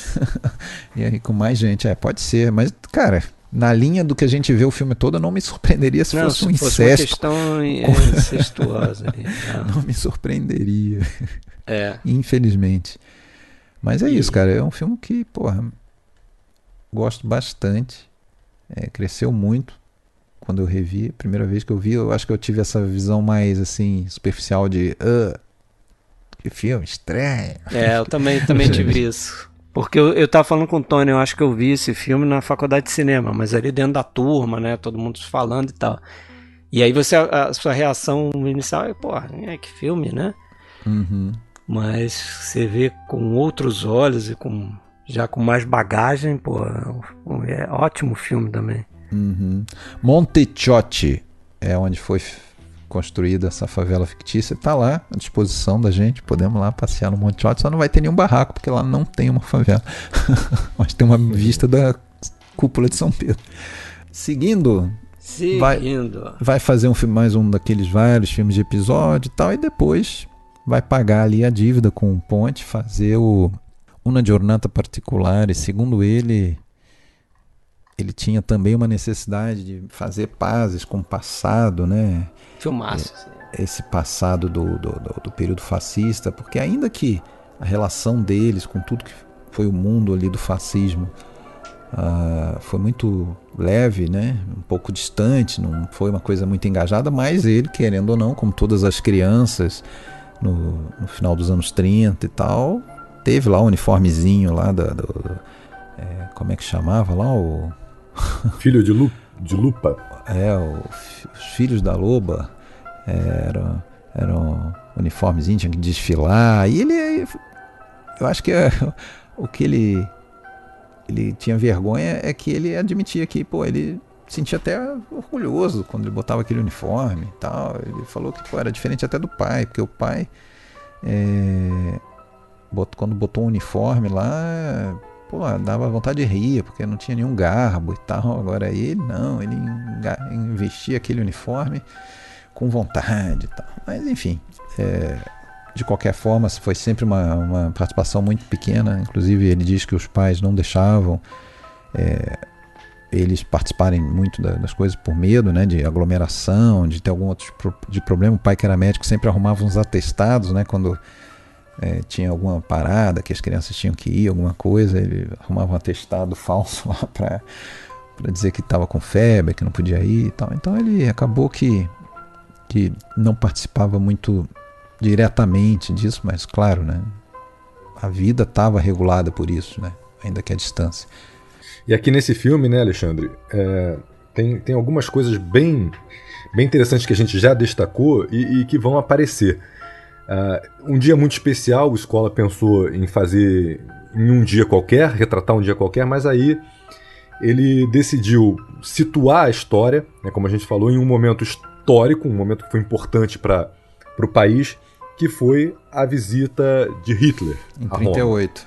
Algo que ele vivenciou também, né? De certa Exato. forma. Ele foi levado a essa parada pelo avô, porque quando a família dele se mudou para Roma, ele foi morar no Quartiere Esquilino, a 2 passos do comando central da Gestapo em Roma. Então esse dia para ele foi intenso, ele viveu isso aí intensamente. Ele foi ver a parada com o avô, com o pai, com o irmão, e a avó ficou em casa o dia inteiro esperando por eles, para você ver aí a semelhança com o filme. E uma outra questão também, né, que a gente acaba marcando muito nesse filme, é que a gente vai ver nos personagens cidadãos de segunda classe, considerados de segunda classe pelo regime fascista. A mulher, né? Mera reprodutora, né? Exato, a mulher é mera reprodutora, dona de casa, e o homossexual, né? E o Scola, ele sempre teve um olhar muito direcionado para os menos favorecidos, pelos marginalizados. Isso vem da infância sob a guerra e também sob o regime fascista, que foram momentos que o marcaram demais. Então, ele dizia que em todos os seus filmes o objetivo era sempre o mesmo: sugerir ao público o dever de vigiar, de cuidar, né, para que sempre todos os direitos de todo mundo sejam preservados. Então, tem a cena do álbum, sempre esse olhar. Né? Tem uma coisa interessante aí nessa linha que você falou, e que o Alexandre tinha falado antes também, né? Essa questão dele estar pagando a dívida, fazer um filme com o Mastroianni e com a Sofia Loren, que já tinham feito filmes antes, né, como Matrimônia Italiana, e que eu acho que a escola fazia também, que era essa coisa de você subverter o estereótipo dos atores, né? Porque se você for pensar, o Marcelo Mastroianni, que era tido como um galã, né? Um Latin lover. Um amante latino italiano, né? Ele faz o papel de um homossexual, um cara que não tem, né, nenhum apelo pelas mulheres. E a Sophia Loren, que era uma sex symbol também, como era o Mastroianni, ela é uma dona de casa comum nessa história toda.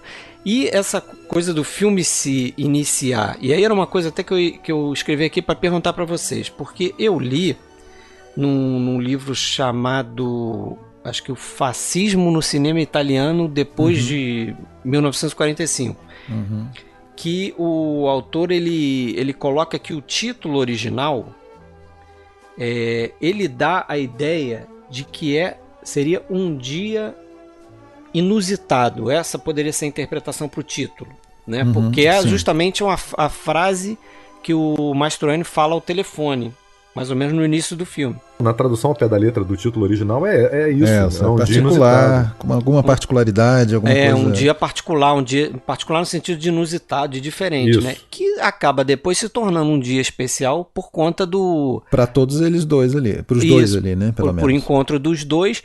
E você também pode interpretar que o dia especial, essa foi a interpretação que eu fiz logo no início do filme. Era pela visita. É a visita do Hitler a Roma. Porque, assim, eu vou falar um negócio paradoxal para quem está escutando o podcast, que é você vê o filme sem saber nada sobre o filme. Porque eu não sabia nada, eu só sabia que o filme existia, já tinha ouvido falar, sabia que era com o Mastroianni e com a Sophia Loren. Fui ver o filme e aquela sequência inicial, que é toda feita com newsreels, né? Cinejornal. Eles pegaram o cinejornal, né? Filmagens. Até acho um pouco longo aquilo, dá 8 minutos e meio. E parece que tinha muito mais material que aquilo ali. Inclusive, aquela montagem que eles fizeram ali, parece que não existe, assim, eles fabricaram, né? Eles tinham muito material dessa visita, a visita aconteceu, logicamente, mas a forma como eles contam a história da visita não é a forma, não foi montado como filme antes, entendeu? Eles pegaram vários pedaços, tinha muito material sobre essa visita filmado, e eles montaram aquela historinha ali que eu, quando comecei a ver o filme, pensei, bom, esse é o dia especial, né? O dia da visita do Hitler ali para os romanos fascistas e tal. E aí você descobre que tem algo além, né? Sobre essa descaracterização da persona dos dois, primeiro a Sophia Loren chegou no set lá com a sua equipe de maquiadores e figurinistas tradicionais e o Escola falou, não, peraí, eu acho que você não vai precisar. Você não leu o roteiro. Aí ela foi lá, não gostou, chamou o Ponte, ele foi lá, até que entenderam, né? E, agora, mesmo sem isso, eu acho ela linda pra variar no filme. Mas, Alexandre, óbvio. Entenderam mais ou menos, né? O Ponte entendeu, ela não entendeu muito bem, não. A Paula Scola conta no livro que essa foi a primeira experiência dela como continuista nos filmes do pai, né? Ela fez, na verdade, o posto dela era de aprendiz de secretária de edição, que é um trabalho difícil, exige uma atenção, né? Na época não tinha equipamento digital, então as cenas que eram gravadas só eram vistas depois, no final do dia. E aí ela conta que um dia a secretária titular teve uma cólica e precisou ser internada com urgência. E aí ela substituiu a titular. E aí ela reparou em um dos problemas do filme. Justamente que a Sophia Loren, enquanto gravava, não conseguia entrar no papel de Antonieta. E aí nos intervalos das gravações das cenas, ela escondida ia lá e se maquiava, passava batom e tudo mais. Então na hora que iam checar as filmagens, os planos mais abertos eram com a Sophia Loren sem maquiagem. Nos mais fechados, ela já aparecia maquiada. Isso acontecia principalmente na cena em que o Gabriele, o personagem do Mastroianni, ensina rumba para Antonieta, né? E essa era uma situação super difícil para Paula, porque era a primeira experiência dela e ela tinha que chamar a atenção. E aí ela não avisou. Então, quando chegou à noite em casa, bem na hora do jantar, ela conta que o Escola tinha essa mania, né? Nas horas mais inoportunas, ele resolvia tomar as atitudes. Então, bem na hora do jantar, ele pega o telefone, liga para a Sophia Loren e muito calmo, muito suave, disse para ela o seguinte: olha, eu estou estupefato com o que está acontecendo, eu não acredito, eu pensava que estava trabalhando com uma atriz muito grande, que venceu o Oscar por 2 mulheres, cadê o seu profissionalismo, né? Onde é que está a sua grandeza? E aí ele falou, olha, eu estou muito irritado comigo mesmo, mais do que com você, porque eu errei na avaliação de quem eu ia escalar, né? E você não tá à altura do que eu esperava. E aí ele meio que dá um ultimato, né? Falou para ela o seguinte, olha, é tarde demais, cabe a você entrar ou não na personagem, não é difícil, basta você, que é a Sophia Loren, parar de olhar para Antonieta de cima para baixo, passa a amar o personagem. E aí a Loren respondeu qualquer coisa e ele disse, olha, a dor de cabeça que você tem vai passar amanhã, a sua má interpretação vai ficar para sempre. E no dia seguinte eles têm uma conversa longa, a portas fechadas. Depois dessa conversa, a Sophia Loren vai pro set, grava e foi uma mudança radical, foi uma atuação espetacular, todo mundo no estúdio aplaude, se emociona com essa interpretação. Foi o papo do Escola, que a Paula, a filha, não sabe o que foi dito, não sabe o que foi conversado ali dentro, mas que foi o que mudou a atuação dela no filme. Chamou na chincha. Uma visão muito limitada, né, de uma atriz, né, que talvez, tudo bem, né, a Sophia Loren já estava aí na estrada, sei lá, 25 anos, fazendo o papel da diva, né, de alguma maneira, né, a principal diva, dá para dizer, do cinema italiano do pós-guerra. Então, naturalmente, a imagem dela era uma carta importantíssima, né, no baralho dela, né? E você pedir justamente que ela esconda essa beleza, né? Era difícil, mas, pô, sei lá, né? Ela não conseguir entender que aquele papel ia... se você for ver por esse ângulo, eu acho que é um dos papéis mais relevantes assim, da carreira. Assim como tinha sido Duas Mulheres também, né? Um papel dramático que não era muito assim baseado na questão da beleza dela em si, né? E o Mastroianni também chega a ser indicado ao Oscar, né? O Mastroianni, segundo a Escola, foi bem mais fácil, porque o Mastroianni primeiro era amigo dele, né? Então era muito mais fácil você convencer, até porque também era uma questão de homossexualidade bastante tênue, pouco gritante, né? E ele apenas quando ele está sozinho, a gente vê ele sozinho no apartamento, ele dá faz algum gesto, alguma coisa mais indicativa. Bom, e tem a grande cena do terraço, né? Aquela cena do terraço tem vamos dizer, as máscaras caem ali, né? E é interessante que assim, né? Também é uma tomada de consciência esse filme para Antonieta, né? Porque ela é circundada por um mundo machista, fascista, e considera aquilo tudo muito normal. Ela chega inclusive a fazer aquele álbum de recortes lá, onde aquele álbum ali dá a real sobre os dois, né? A mulher, você tá aí só para manter a lareira acesa. Homem não é homem se não for militar, se não for pai, não for marido, ou seja, tudo que ele não é, né? O personagem do Mastroianni. No álbum tem uma espetada ao Gianni Agnelli, mais uma vez, o dono da Fiat. E aí é incrível como essa tomada de consciência dela vai acontecendo, que no final ela, mesmo sabendo da real dele, né, que ele é homossexual, ele não gosta de mulher, ele não vai agir como ela esperava que ele agisse, né? Na verdade, ela meio que esperava que ele agisse como um machão, que desse uma agarrada nela, alguma coisa, se aproveitasse dela, os dois sozinhos ali. Ele não faz nada disso. Mas mesmo assim, ela ainda deseja ficar com ele, né? Porque, tipo, o que eu tenho é tão pior, né? Porque você tem pelo menos sensibilidade, você tem verdade e tal. Eu acho que a conexão ali entre os dois é de pessoas solitárias e oprimidas, né? Exatamente. Ele oprimido pela questão de ser um homossexual num regime fascista, e ela por ser uma mulher também num regime fascista que vê a mulher como um objeto ali totalmente funcional, né? Ela está ali para cuidar da casa, cuidar dos filhos. Eu acho que a sequência inicial, não sei se a sequência inicial é certo de dizer, mas aquela sequência em que corta do cinejornal, aí tem a bandeira nazista sendo estendida no prédio, né, por uma senhorinha e tal. A zeladora. A zeladora, que depois a gente vai ver melhor quem é. E depois a câmera sobe, aí a câmera entra ali, é isso que eu falei. Aí já vai para o estúdio, né? Pois é, aquilo ali é o estúdio, eles recriaram aquilo, deve ser, porque a câmera entra pela janela. Sim, aí as paredes abrem e tal. As paredes abrem. Agora deixa eu perguntar um negócio para vocês que estudaram ali. Não sei se tem corte, eu acho que não tem corte.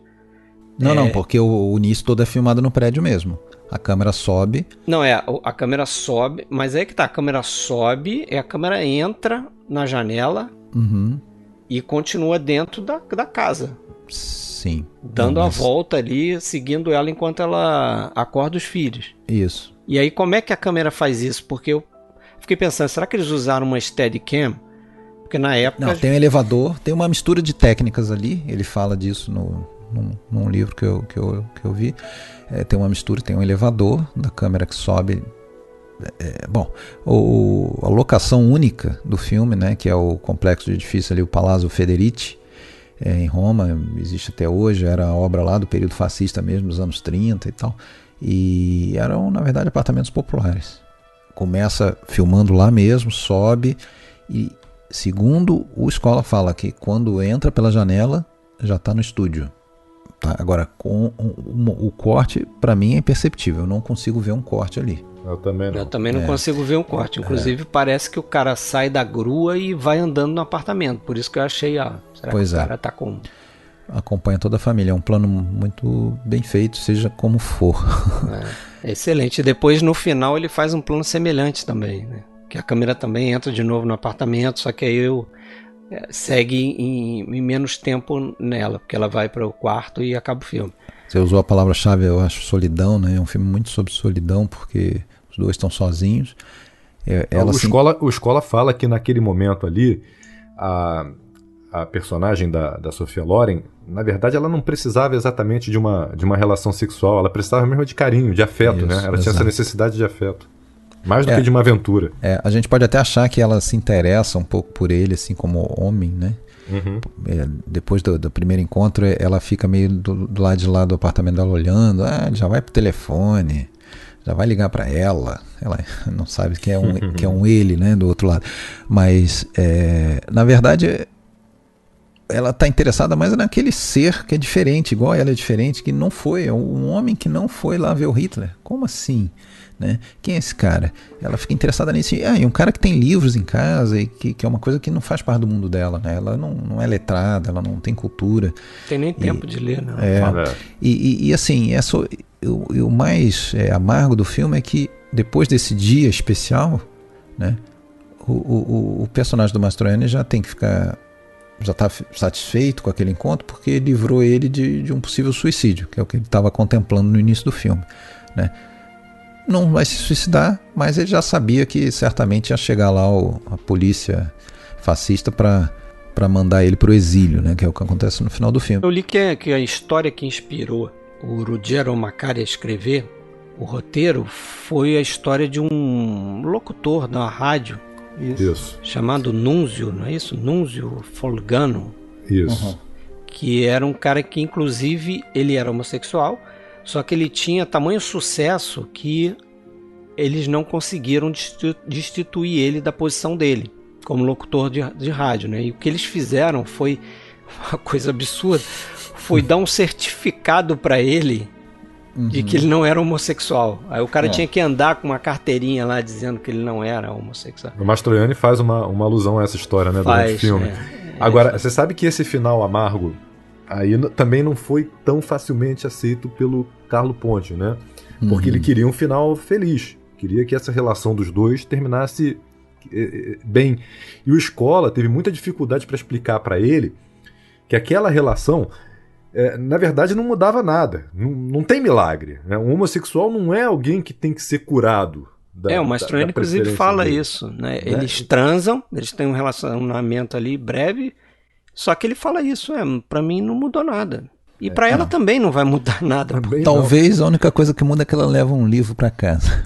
Ela tem uma memória ali que está associada àquele livro ali, que ela vai ler, Os Três Mosqueteiros, né? O livro, inclusive. E essa relação deles, né, tem uma coisa também bem interessante, porque ela acontece com o discurso do Hitler, no fundo, né? É mais um anticlímax, né? Um momento antirromântico. O Scola fala que é a coisa mais rude, mais a contragosto do desejo de ternura dos dois protagonistas. Não, assim, parece que os dois momentos íntimos do filme é a cena no terraço. E quando eles transam lá no apartamento dele, tem marchas alemãs tocando no fundo. né, que estão vindo das ruas, né, do encontro. O cinejornal está o tempo todo presente. Toda hora falando. No fundo, né? É a trilha sonora do filme, não tem música, só no finalzinho vai ter. Que tem uma coisa curiosa também, que é um errinho, né? Em determinado momento ali é usado um trecho que na verdade é do Congresso do Partido Nazista em Nuremberg em 1934. Mas passa imperceptível. Deve ser mais uma provocação aí do Escola. Pois é. Bom, e tem uma coisa ali que até, não sei se você, Fred, o Tony eu sei que sabe, mas você, Fred, já se atentou, mas tem toda uma questão linguística que durante o período fascista houve umas tentativas de padronizar a língua, de acabar com o dialeto por parte do Hitler, e uma das coisas básicas assim é que o uso do lei, que seria assim um tratamento formal, o senhor quer café? Lei vole um café? Não podia falar lei, o Hitler era proibido, tinha que falar Mussolini. O Mussolini tinha que falar voi, como se fosse voz, né? Formalíssimo, né? É um formalíssimo. Então tem uma em vários momentos do filme essa coisa de falando ali da questão linguística, né? Tem a crítica disso também. Agora, a cena final, né? A cena final em que ela vê que não vai mudar nada, né? Que o cara tá indo embora, tá sendo levado escoltado lá por dois policiais. Assim, para mim é sensacional o final. É difícil entender a cabeça de um produtor que queria um final feliz ali, que não tinha o menor cabimento, né? Não só por essa questão, né, do homossexual não é uma doença, né, que o cara vai ser curado. Eu acho que o Carlo Ponti esperava um filme completamente diferente, né? Como ela tem a família voltando, né, o marido e 6 filhos, né, não tem o menor cabimento, né. Tem até esse autor desse livro, ele fala isso, né, que na verdade são 3 personagens importantes nesse filme, né. Obviamente o da Sophia Loren, Marcela Mastroianni e o coro, né, que é a família ali que está indo ao encontro lá, ao evento e depois volta, quer dizer, aquelas pessoas chegando também representam um tipo de opressão ali, né? A ela, a volta da vida, entre aspas, normal dela. Sim. A família tem uma integrante bem polêmica, né? Tem a filha do Mussolini. Ali. A neta Alessandra Mussolini, que depois foi candidata, esteve no Parlamento Europeu. Ela é sobrinha da Sophia Loren, né? E aí a Sophia Loren traz a Alessandra Mussolini para interpretar um papel nesse filme. Ela é filha da irmã da Sophia Loren, né? Maria Ciccoloni, que ela foi casada com o Romano Mussolini, filho do Mussolini, entre 62 e 71. E aí nasce a Alessandra Mussolini, que vai ser inserida no cinema nesse filme aí. Que coisa, né? E tem um ator americano, né? John Vernon, né? Topázio, lembra dele no Topázio? Ele tá no Topázio. Vocês repararam também nas cores do filme, não? Uma espécie de sépia, né? O Escola conta que ele ficou indeciso entre filmar em colorido ou preto e branco, porque as recordações daquele dia, né, o que ele tem de lembrança ali, são todas em preto e branco. Ele lembra que a visita do Hitler aconteceu num dia cinzento, de chuva. Aliás, uma outra coisa bem interessante é que o Escola disse que se impressionou quando ele foi ver a parada, porque o bigode do Hitler era ruivo, não era preto, como ele cansou de ver nas fotos e tudo mais. Aí a sépia aí. Então ele diz que a lembrança dele é de um dia cinzento de chuva e as recordações são todas em preto e branco. Mas ele decide que ia filmar em cores.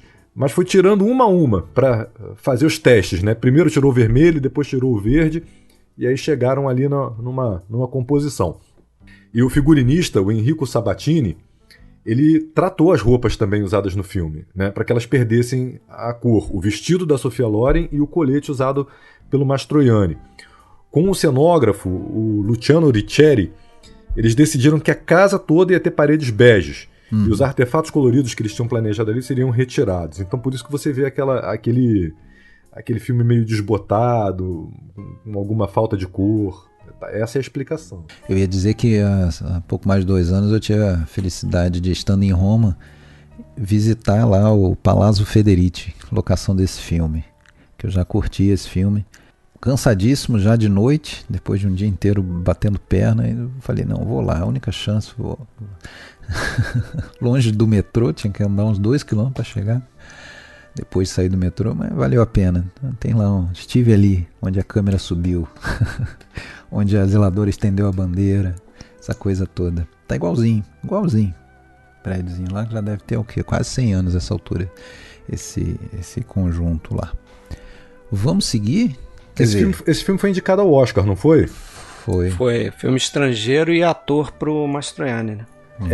E aí tem essa história interessante, voltando ali àquele ponto que o Scola não gostava de prêmio, né? Ele gostava de botar os prêmios todos no terraço, ou então botava para segurar a porta, ou para peso de papel. Ele não gostava de prêmio em casa. Mas ele recebeu um prêmio por esse filme, ou melhor, ele quase recebeu um prêmio por esse filme que deixou ele muito, muito orgulhoso. Ele ganhou um prêmio de Veneza, o Queer Lion dell'Arte Gay, LGBT 2014. Né? Ele ganhou o título de Príncipe dos Homossexuais e ele ficou muito orgulhoso com isso. Era uma placa de ouro com um leão alado de Veneza e um arco-íris. E esse prêmio foi entregue à filha dele, a Silvia, durante o Festival de Veneza. Ele disse que não ia para o festival porque ele já tinha visto o filme. Aos 83 ele já não tinha disposição desses festivais. Fez essa brincadeira, né? Já vi o filme, não vou lá ver. E aí a Silvia pegou a placa e ao se deslocar pelo Lido, né, ali entre os locais do festival, ele deixou a placa cair em algum lugar e perdeu esse prêmio. Ele lamentou muito, porque ele disse que é o único prêmio que realmente seria importante, que ele teria prazer em receber. E procedia, né? Porque realmente foi meio que pioneiro em retratar ali a figura do homossexual de uma maneira respeitosa, com sensibilidade, tomando partido, né? E ele não ganhou o Oscar, mas aí a esposa dele, a Diliola, fez uma baita brincadeira também, né? Comprou pra ele um desses bonequinhos de madeira articulados, pintou de dourado, né? Cruzou os braços e disse que era o Oscar que ela mesma dava pra ele, então.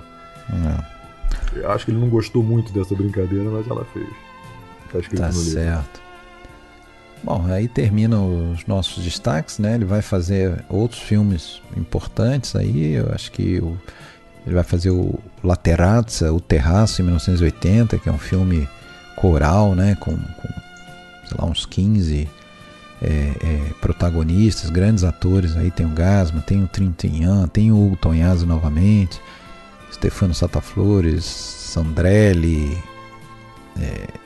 E é um filme bem complexo, talvez o mais complexo dele, né? Que trata também de vários papéis ali dentro da intelectualidade, né? Tem o Trintignant, que é meio que ele, né? Roteirista, com as suas crises, mas tem uma cena e um personagem desse filme que eu acho que ele traz de volta um negócio aquele negócio que a gente já falou, né? Do público versus privado, né? Que tem também relação com aquela cena que você comentou do filme Italiana, né, em que ele pergunta lá pro secretário do partido, o meu chifre pode servir à causa, né? Que é, uma cena em que o Gasman, que é um deputado, eu acho, né, ele num congresso lá do Partido Comunista, ele é obrigado a falar da vida privada dele, né, do caso que ele está tendo com uma jovem e tal, e se desculpar por isso. Enfim, é um negócio meio que bizarro, assim, né? Não tem nada a ver com o assunto ali, mas ele tem que falar sobre aquilo, porque senão ele vai ser, sei lá, tirado do partido, uma coisa louca, né?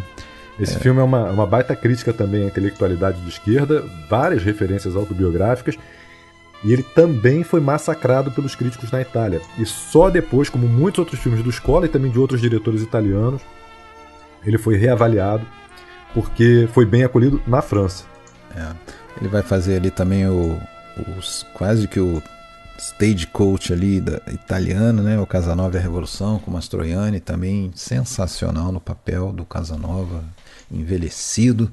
E vai depois em seguida o Baile, né? Que eu acho que a gente estava comentando hoje, foi a primeira vez na vida que eu ouvi falar do Scola, foi quando lançaram o Baile no Brasil, saiu na Cinemin, né? Matéria sobre isso o também. Baile.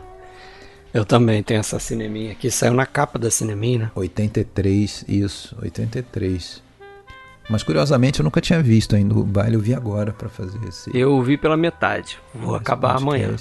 É um dos 4 filmes do Escola que foi indicado ao Oscar, né? E ele diz que foi a única vez em que ele perdeu com satisfação, porque ele perdeu para Fanny e Alexander, do Bergman, diferente das outras vezes que ele perdeu e ficou chateado. E é um filme que também num lugar fechado, né, um salão de baile, acompanha 50 anos da história europeia, mostrando a mudança dos costumes de acordo com as épocas, né, o período do pré-guerra, o período da guerra, os jovens de maio de 68. A parte do rock é impagável, cara, eu ri muito com aquilo. O que mais ele vai fazer? Depois ele vai fazer alguns filmes ali mais alguns filmes com o Mastroianni, inclusive em 2 dele em parceria com o Massimo Troisi, né? Aquele ator napolitano que faleceu cedo, muito conhecido pelo Carteiro e o Poeta, né? E que ele considerava o filho que ele e a Diliola não tiveram. Nossa. Ele gostava muito do Massimo Troisi, ele realmente se apegou, ele achava que era um napolitano low profile, né? Que nem ele, que rejeitava essa identidade construída do napolitano. Achava um baita de um comediante e ele meio que abraçou, ele meio que adotou mesmo o Massimo Troisi.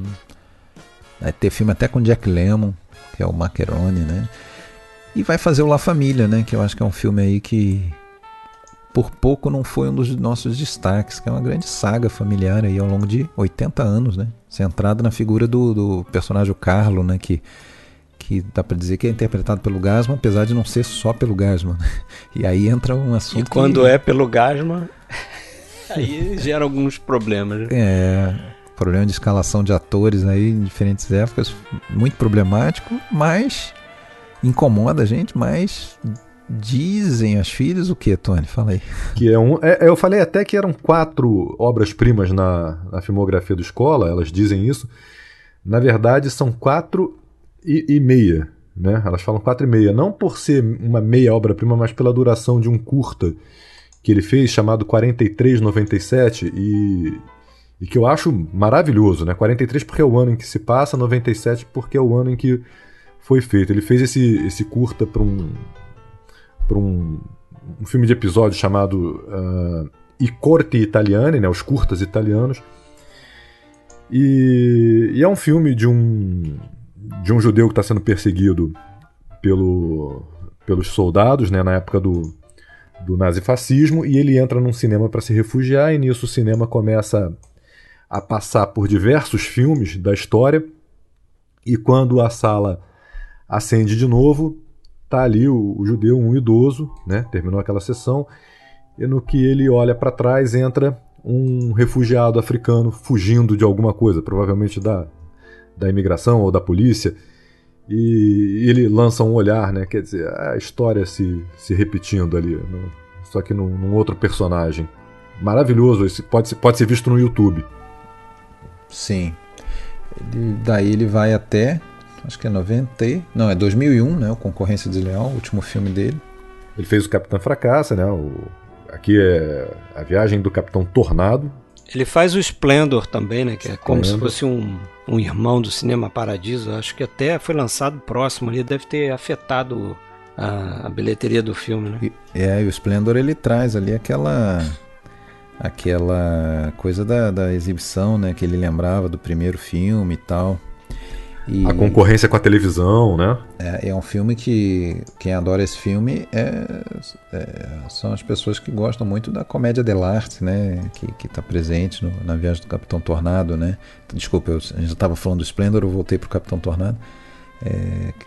Também é com Troisi, né? Que faz aquele figura lá do Pulcinella, né? Bom, esse é o Hétero Escola. Esse foi o nosso episódio. Acho que tá bem abordado. O que vocês acham? Tá de bom tamanho. Tá bom. Só terminando, uma última participação aqui, um último comentário ele também faz no final. Que estranho chamar-se Federico. Sim. Uma grande homenagem ao Fellini, né, contando a história da amizade dele com o Fellini. Lá da Marco Aurélio, né? Isso, desde lá da Marco Aurélio. E que ele fez abrindo mão do pagamento, inclusive foi muito criticado pela esposa, pela empresária, falando, você é um gastador, é um cara que não pensa em dinheiro. Não, eu vou fazer isso aqui em homenagem ao meu amigo Federico. E aí respondiam pra ele, você tá fazendo isso pro produtor, pô, você não tá fazendo pro Federico. Ele, não, eu devo isso a ele. E aí ele fazia, e é um filme bem legal também pra conhecer um pouco da história do Ettore Scola.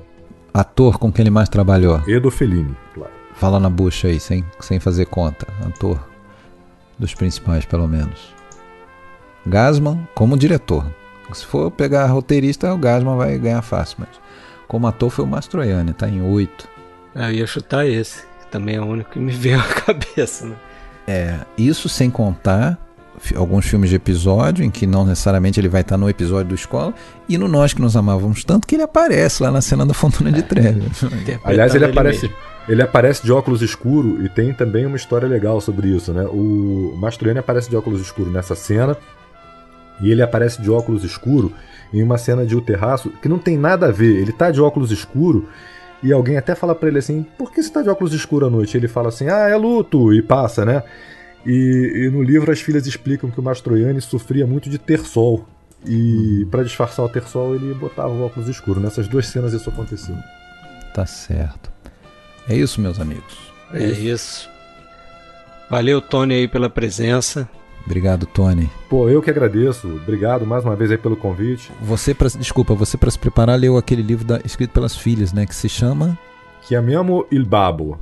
Chamemos o papai, né? É uma piada também, com uma cena de um filme do Totó. Se bobear, foi uma piada, uma fala escrita pelo Escola, não? Talvez tenha sido, né? Não, acho que não foi escrita pela Escola, não. Mas é uma cena em que o Totó vai a um médico e ele é atendido pelo filho do médico que sempre o atendia, né? E aí quando ele vê que é um garoto muito jovem que tá começando a carreira, ele fala que a minha mãe babo, vamos chamar o papai, né? Não quero me tratar com você.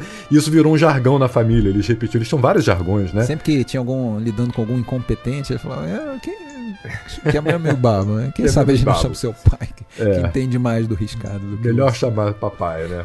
É isso, mas obrigado mais uma vez aí, dedicação, se preparou, estudou, tá aqui. Valeu, galera. Entregar tudo sobre o Escola pra gente. Maior prazer. Quase tudo, né? O resto vocês poderão ouvir no podcast Cinema Italiano, certo? Vocês vão fazer um episódio também. Isso aí. Maior prazer mesmo. Vamos falar até do Amores de um Demônio. Da trilogia. Valeu, Fred. Até a próxima. É isso aí, então. Até a próxima, que vai ser Alien, o 8º Passageiro. Opa. Certo? Certo. Abraço. Abraço.